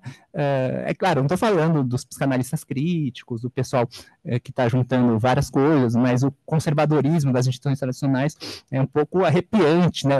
O autoritarismo dos professores universitários é uma coisa assim horrorosa, porque o que parece para mim é que os meus colegas, mais novos que eu até, eles estão infantilizando mais os estudantes. Estão infantilizando mais e mesmo os professores marxistas não percebem que o estudante é a parte fraca da universidade e entram num embate, né? Então eu vejo assim que é muito importante esse livro, o Congresso, né? E assim, eu já falo, não leio inteiro. O começo é chato, né? Tem uns textos, umas palestras canais muito chatas, né? Então escolham já os capítulos que vocês vão ler. Acho que o Gregório quis fazer assim, né? Começar frio, meio enfadonho, para depois esquentar pouco a pouco, né? Eu já pensava, não, a gente podia começar diferente, mas é uma questão histórica. Então esse conteúdo do Congresso é mais atual do que nunca, né? Então não só para a história da psicologia, mas para nos inspirar em nossas práticas políticas, práticas psicológicas, profissionais, e principalmente na invenção de outros dispositivos de intervenção, né? Algo que o Barenblitz sempre falava, e toda hora eles ficam pensando assim, como trabalhar em grupo, trabalhar em outras coisas, etc. Então, outro dispositivo de intervenção, porque por mais que fossem homens brancos, europeus, que estivessem ali, né, uma reprodução da colonização, eles estavam nos ensinando a descolonizar nossas práticas, né, descolonizar nossos erros, né, como que a gente pode ter essa audácia de fazer algo que não está no dogma, não está escrito no dogma, né, não está nas obras completas, na Bíblia, né, e que a gente tem uma relação muito dessa, né, ou seja, e eu vejo que o CRP Minas Gerais ter patrocinado o livro e a gente estar fazendo lançamento aqui em BH é muito significativo, porque Belo Horizonte sempre mostrou esse acolhimento a novas ideias, novas relações, novas bricolagens. O Belo Horizonte sempre teve essa relação, por exemplo, com as instituições, né? Então, citando o Célio Garcia, a Marília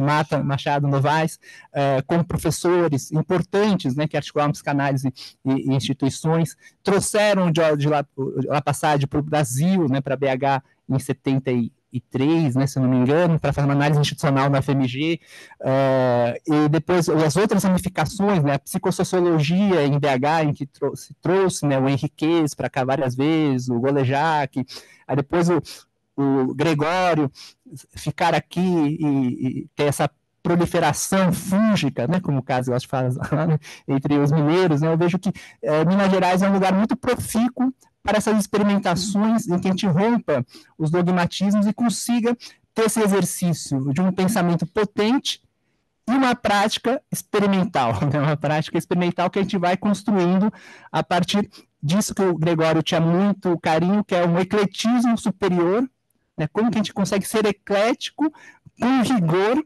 produzindo novas máquinas e novas experimentações para outros mundos possíveis, ou melhor, né, para um mundo que caibam outros mundos e que a gente não fique preso no ressentimento e no fatalismo e na culpa do dogma e a gente consiga, com uma alegria, né, com uma potência, unir nossas mãos e ir produzindo uma nova psicologia, uma outra psicologia muito diferente dessa que a gente ensina na universidade. Então, eu vejo que esse livro, né, uma concretização desses pensamentos é muito atual, mas eu espero que vocês não tenham uma relação dogmática com o livro e sempre pensem aquilo que nosso querido Gregório falava, né?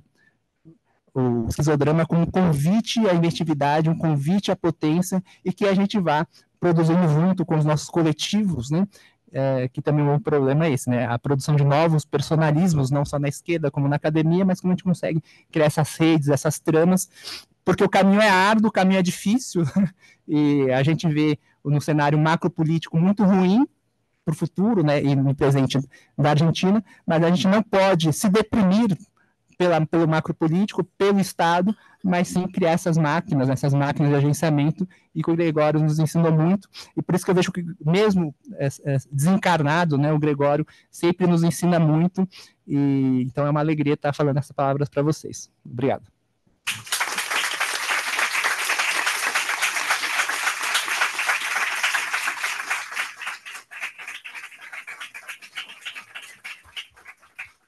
Obrigado, Domênico. Não é da tradição que uma conversa em torno do lançamento de um livro que se abra para questões, debates, etc. Mas eu fico,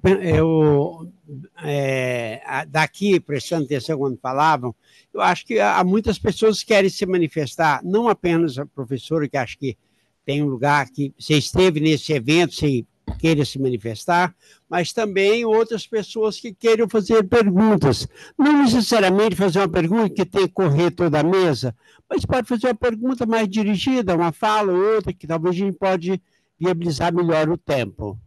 Aí a gente podia, né, abrir 3 perguntas, e aí, ou talvez, e aí a gente veria como é que conduz, se era dirigida a um, a outro, tá bem?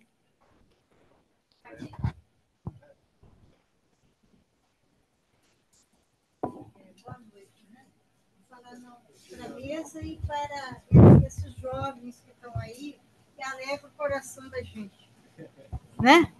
Para a mesa, mas para esses jovens que alegram o coração da gente. Por quê? Quando eu fui a senhora fala o nome da senhora? Solange Bisságio de Mata. Eu vou fazer 50 anos de profissão ano que vem. Tá? E quando eu fui ao congresso, eu tinha 2 anos e meio de profissão, igual a vocês, estava assistindo, como o Basália falou, aqueles que estão assistindo, né? Lá em Copacabana.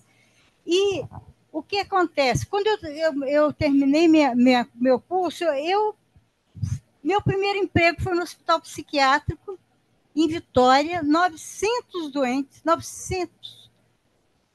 E lá não existia SUS naquela época, era ditadura. Quem tinha carteira assinada era internado como INAMPS, parte superior. E eu fui contratada psicóloga, não foi para trabalhar, não, porque o INAMPS pagava uma diária maior. E tinha uns 3 ou 4 psiquiatras que ganhavam dinheiro à custa do sofrimento daquela gente. E quem não tinha carteira assinada, e só tinha carteira assinada naquela época, quem trabalhava correio, funcionário público, Vale do Rio Doce. O restante era internado, com a palavra era indigentes. Eu entrei naquele hospital, eu vi aquela turma de indigentes dopadas. Então, vocês assistiram O Coração da Loucura da doutora Anise? Era aquilo, tá? Era aquilo. Eu procurei a doutora Anise, porque eu não sabia o que fazer, e aí fiz um estágio, logo depois veio o congresso. E daí para frente, você falou nas comunidades de base. A comunidade de base de Vitória era muito atuante. Foi alimento para a gente. E quem participava mais eram os assistentes sociais e psicólogos. Psiquiatra não. E aqui eu quero dar o parabéns à turma de Minas Gerais, que tinha muito psiquiatra, era gente forte, que também entrou dentro da corrida para deshospitalização, primeiro, né? E aí foi São Paulo, Rio, Minas, Espírito Santo, Paraná, não é isso? Começamos assim.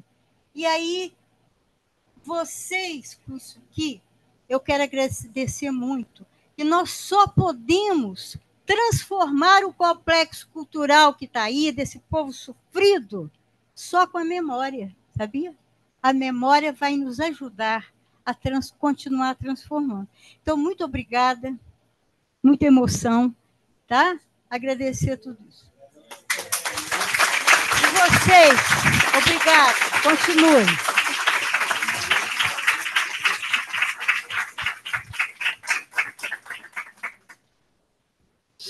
Então a Natália está passando o microfone. Levantei a mão sem mesmo pensar muito, vou falar, assim, mas eu estou muito tocada pelo que vocês disseram. Obrigada, Solange, pelo teu depoimento. Eu estou muito mexida, assim, com tudo isso, porque, conforme falaram aqui antes, né, essas que estavam em manicômios, quem sempre esteve ali sob a luz de psiquiatria, de psicologia, massivamente pessoas negras, né? E ouvi que 900 pessoas estavam lá dentro desse manicômio, e pensar que agora está atualizado em formas de comunidades terapêuticas que também estão assim aos montes, sofrendo processos quase não, é de desumanização mesmo, de tirar esse status de de humanidade, de sujeito, de pessoas que não conseguem nem produzir essa liberdade, não podem nem se nomear, porque, enfim, né, a psiquiatria vai tirando tudo isso da gente. Então, eu quero agradecer mesmo pela publicação desse livro, porque acho que o racismo ele se combate por meio da memória. É trazendo essa memória, colocando à tona, colocando o dedo na ferida, inclusive em momentos assim, né, como no meio da ditadura e agora também com disputa, né? E aí pensando um pouco nessa coisa de publicizar mesmo, eu queria saber se esse livro vai ter algum formato de e-book, alguma coisa assim. Como que estão pensando essa publicação para além do lançamento? Porque eu acho que isso daqui é muito histórico e precisa ser divulgado a rodo. É isso. Muito obrigada, pessoal.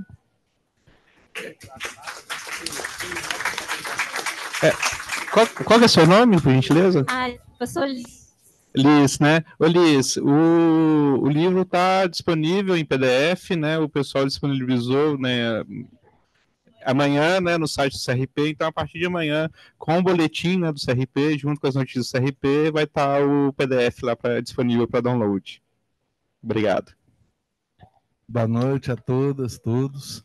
Eu me chamo Reinaldo e eu também me sinto um pouco assim, né, responsável por isso, porque eu fui conselheiro na 15ª e na 16ª plenária, então eu participei um pouco também de toda essa dificuldade da publicação aí, e eu queria, eu não sei se isso é uma pergunta, uma provocação, como é que é, porque assim, a nossa luta é uma luta muito inglória, né? Porque a gente luta pela desinstitucionalização, mas a gente precisou de uma instituição que atrapalhou, inclusive, em vários momentos, para que esse livro tivesse aqui, assim. Vira e mexe, a gente está nas instituições para desinstitucionalizá-las, né? E, às vezes, eu não sei muito bem se isso é possível, né? Essa desinstitucionalização, esse ideal, né, de uma sociedade que viva numa outra configuração, que não seja essa configuração hierárquica, onde alguns mandam e outros obedecem, né? E acho que assim, o primeiro ato de institucionalização é o próprio discurso, né? E a gente vai mudando o discurso e institucionalizando novos termos para que a gente possa se situar nessa luta. Eu queria que vocês falassem um pouco sobre isso, assim.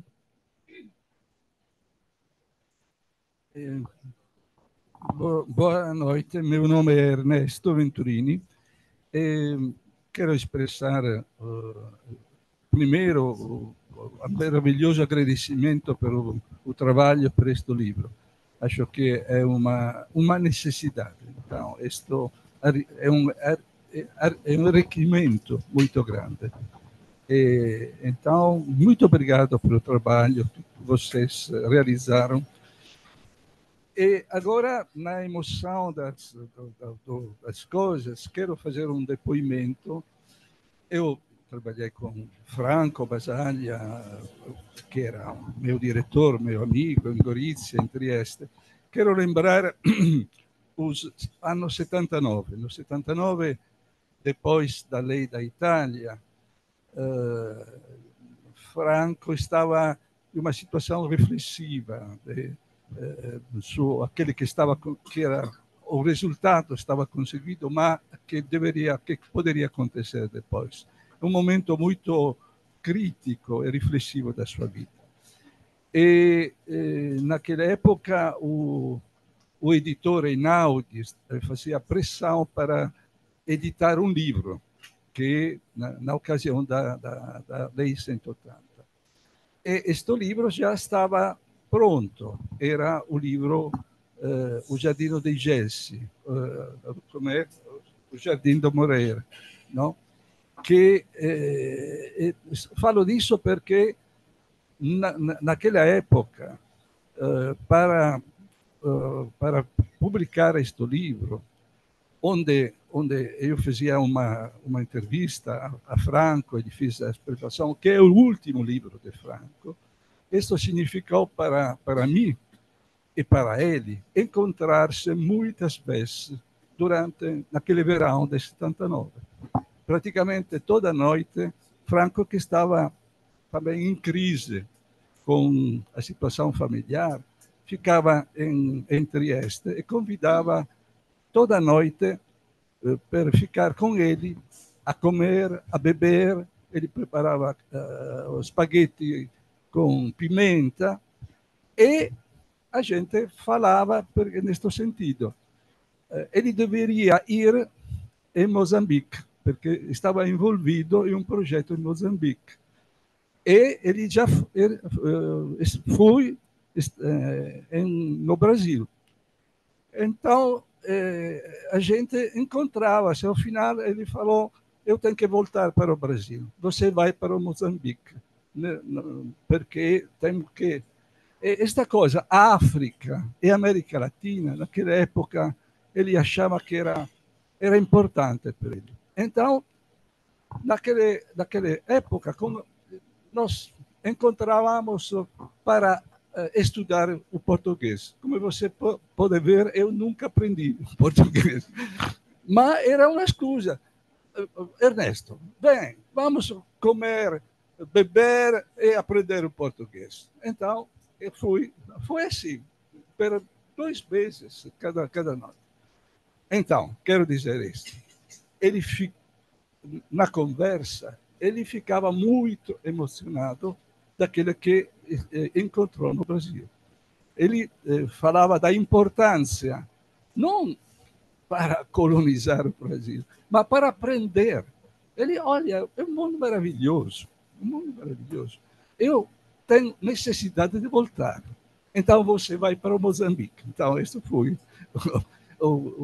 Ele também, quero expressar, nunca falei disso, Basaglia era uma pessoa que, quando queria falar de uma coisa, falava.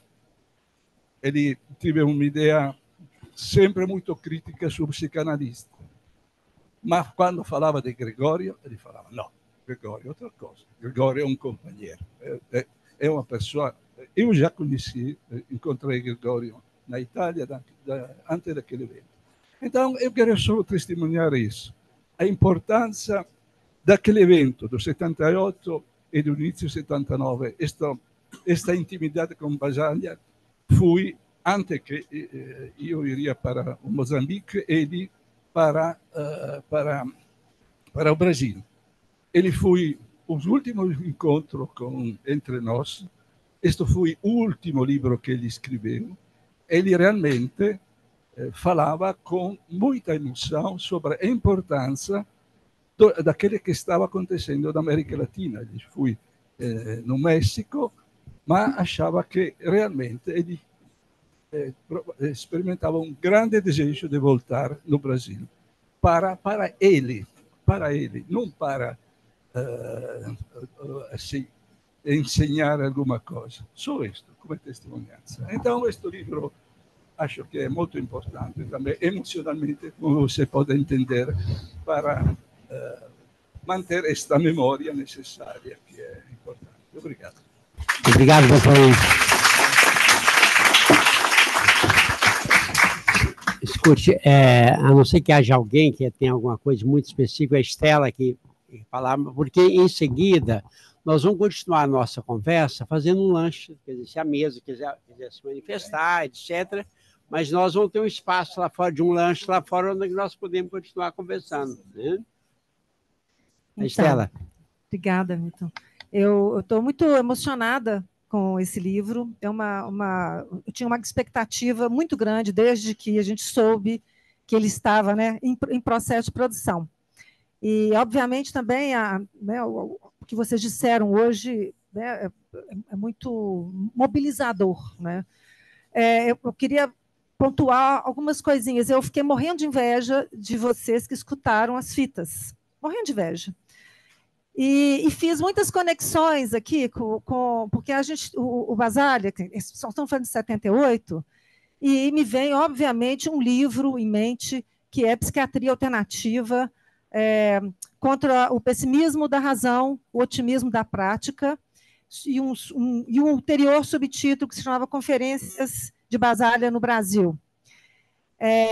Eu queria um pouco assim, convocar o Conselho Regional de Psicologia, no resgate de um documento, porque esse é um documento, nós estamos diante de um documento fabuloso e que eu acho que dá muito debate, e dá para a gente recuar a história, inclusive mais, Gregório, porque é interessante, nós temos que enfrentar a narrativa histórica com mais vigor, porque nós não podemos falar da história da reforma psiquiátrica brasileira de uma forma linear, nós não podemos mais nos permitir, porque nós já temos uma historiografia tão fecunda, nós temos que trabalhar isso, finalmente, em algum momento, com mais, né, propriedade. Para falar só de Minas, né, eu me formei em 79, e o nosso paraninfo foi o Sindicato de Psicologia. E Minas Gerais tem uma história muito potente. E eu, assim, há 30 anos venho falando que o Basália veio ao Brasil a convite. Todos esses senhores, né, e com exceção de uma senhora, a Haidt, né, que traz a discussão e nos atualiza através desse livro da importância do movimento feminista, no processo de construção da reforma psiquiátrica italiana, em especial, né, no Brasil, eu não saberia o que dizer exatamente, porque nós não conheço estudos que façam esse tipo de correlação, mas na Itália, e isso está escrito neste livro que eu estou fazendo referência. Agora, o problema desse livro é que ele teve uma primeira edição, né, talvez uma segunda edição, e depois foi silenciado, apagado da nossa história, e os documentos, ou seja, as gravações de fita cassete foram para a Itália e propiciaram a produção de um outro livro que se chama Conferências do Basália, né? Conferência Basaliana, Conferências do Basália no Brasil, Conferências Brasileiras. E é muito doido, porque o Basália não fez conferências no Brasil. O Basália fez debate no Brasil. E ele se recusou o tempo todo a esse lugar, que é o lugar do conferencista, e isso fica muito bem documentado nesse livro que eu estou fazendo referência, e eu estou conclamando o Conselho Regional de Psicologia a nos apoiar, porque eu e Ernesto, nós estamos numa missão de resgatar essas fitas, porque nessas fitas a gente consegue ver quem são as pessoas que construíram a rede, que foi a rede que convidou Franco e Basália, e como nós pautamos a reforma psiquiátrica italiana, porque a Conferência Brasiliana é um livro que teve 10 edições, ele teve uma trajetória internacional fabulosa, mas com essa redução, e na medida que ele foi sendo editado, a cada edição se reduzia a presença e a fala dos interlocutores, e cada vez mais foi se transformando em uma conferência, que de fato não era um debate. Então, queria muito conclamar, né, inclusive o apoio do Instituto também Gregório Barenblit, né, para a gente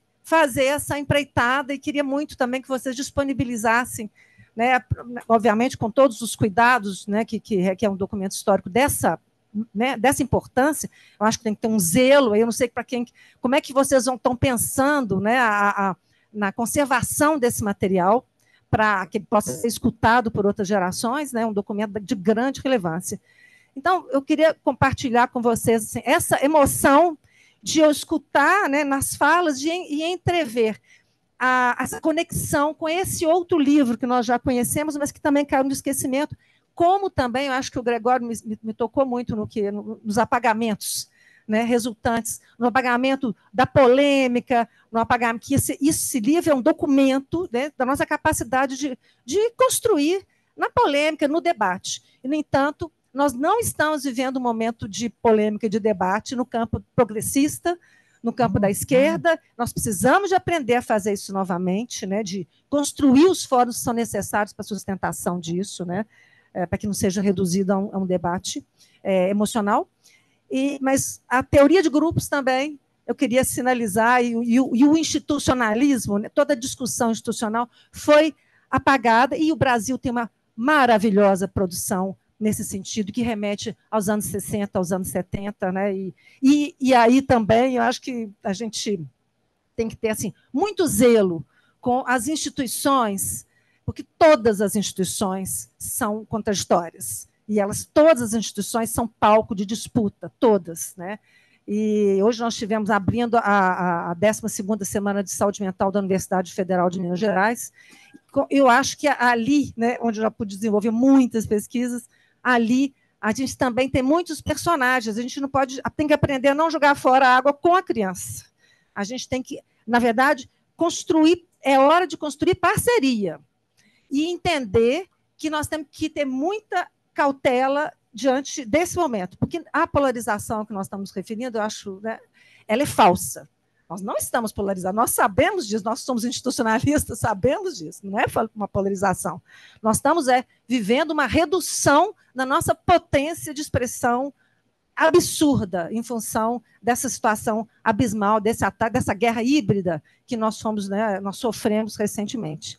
Então, eu queria dizer, finalmente, desculpe, eu estou me estendendo, emocionada, que eu achei fantástico. Quando eu abri o livro aqui, eu vi que o Gregório respondeu uma pergunta que eu fiz para ele 1000 vezes. Assim, mas quem financiou esse evento?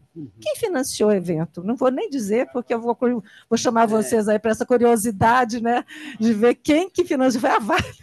Eu vi aqui, muito interessante, como é que as coisas são construídas, sustentadas, né, e que maravilha. Agradeço do fundo do coração o Instituto por essa iniciativa. Obrigada. Obrigado, Estela.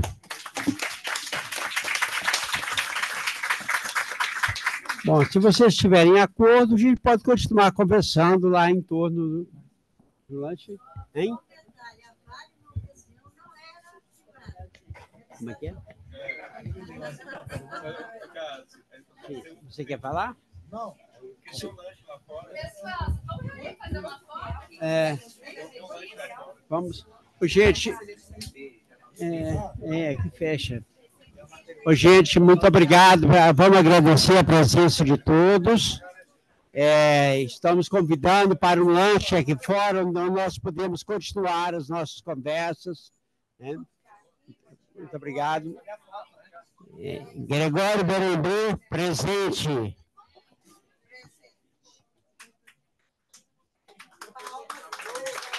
Palmas para o Gregório.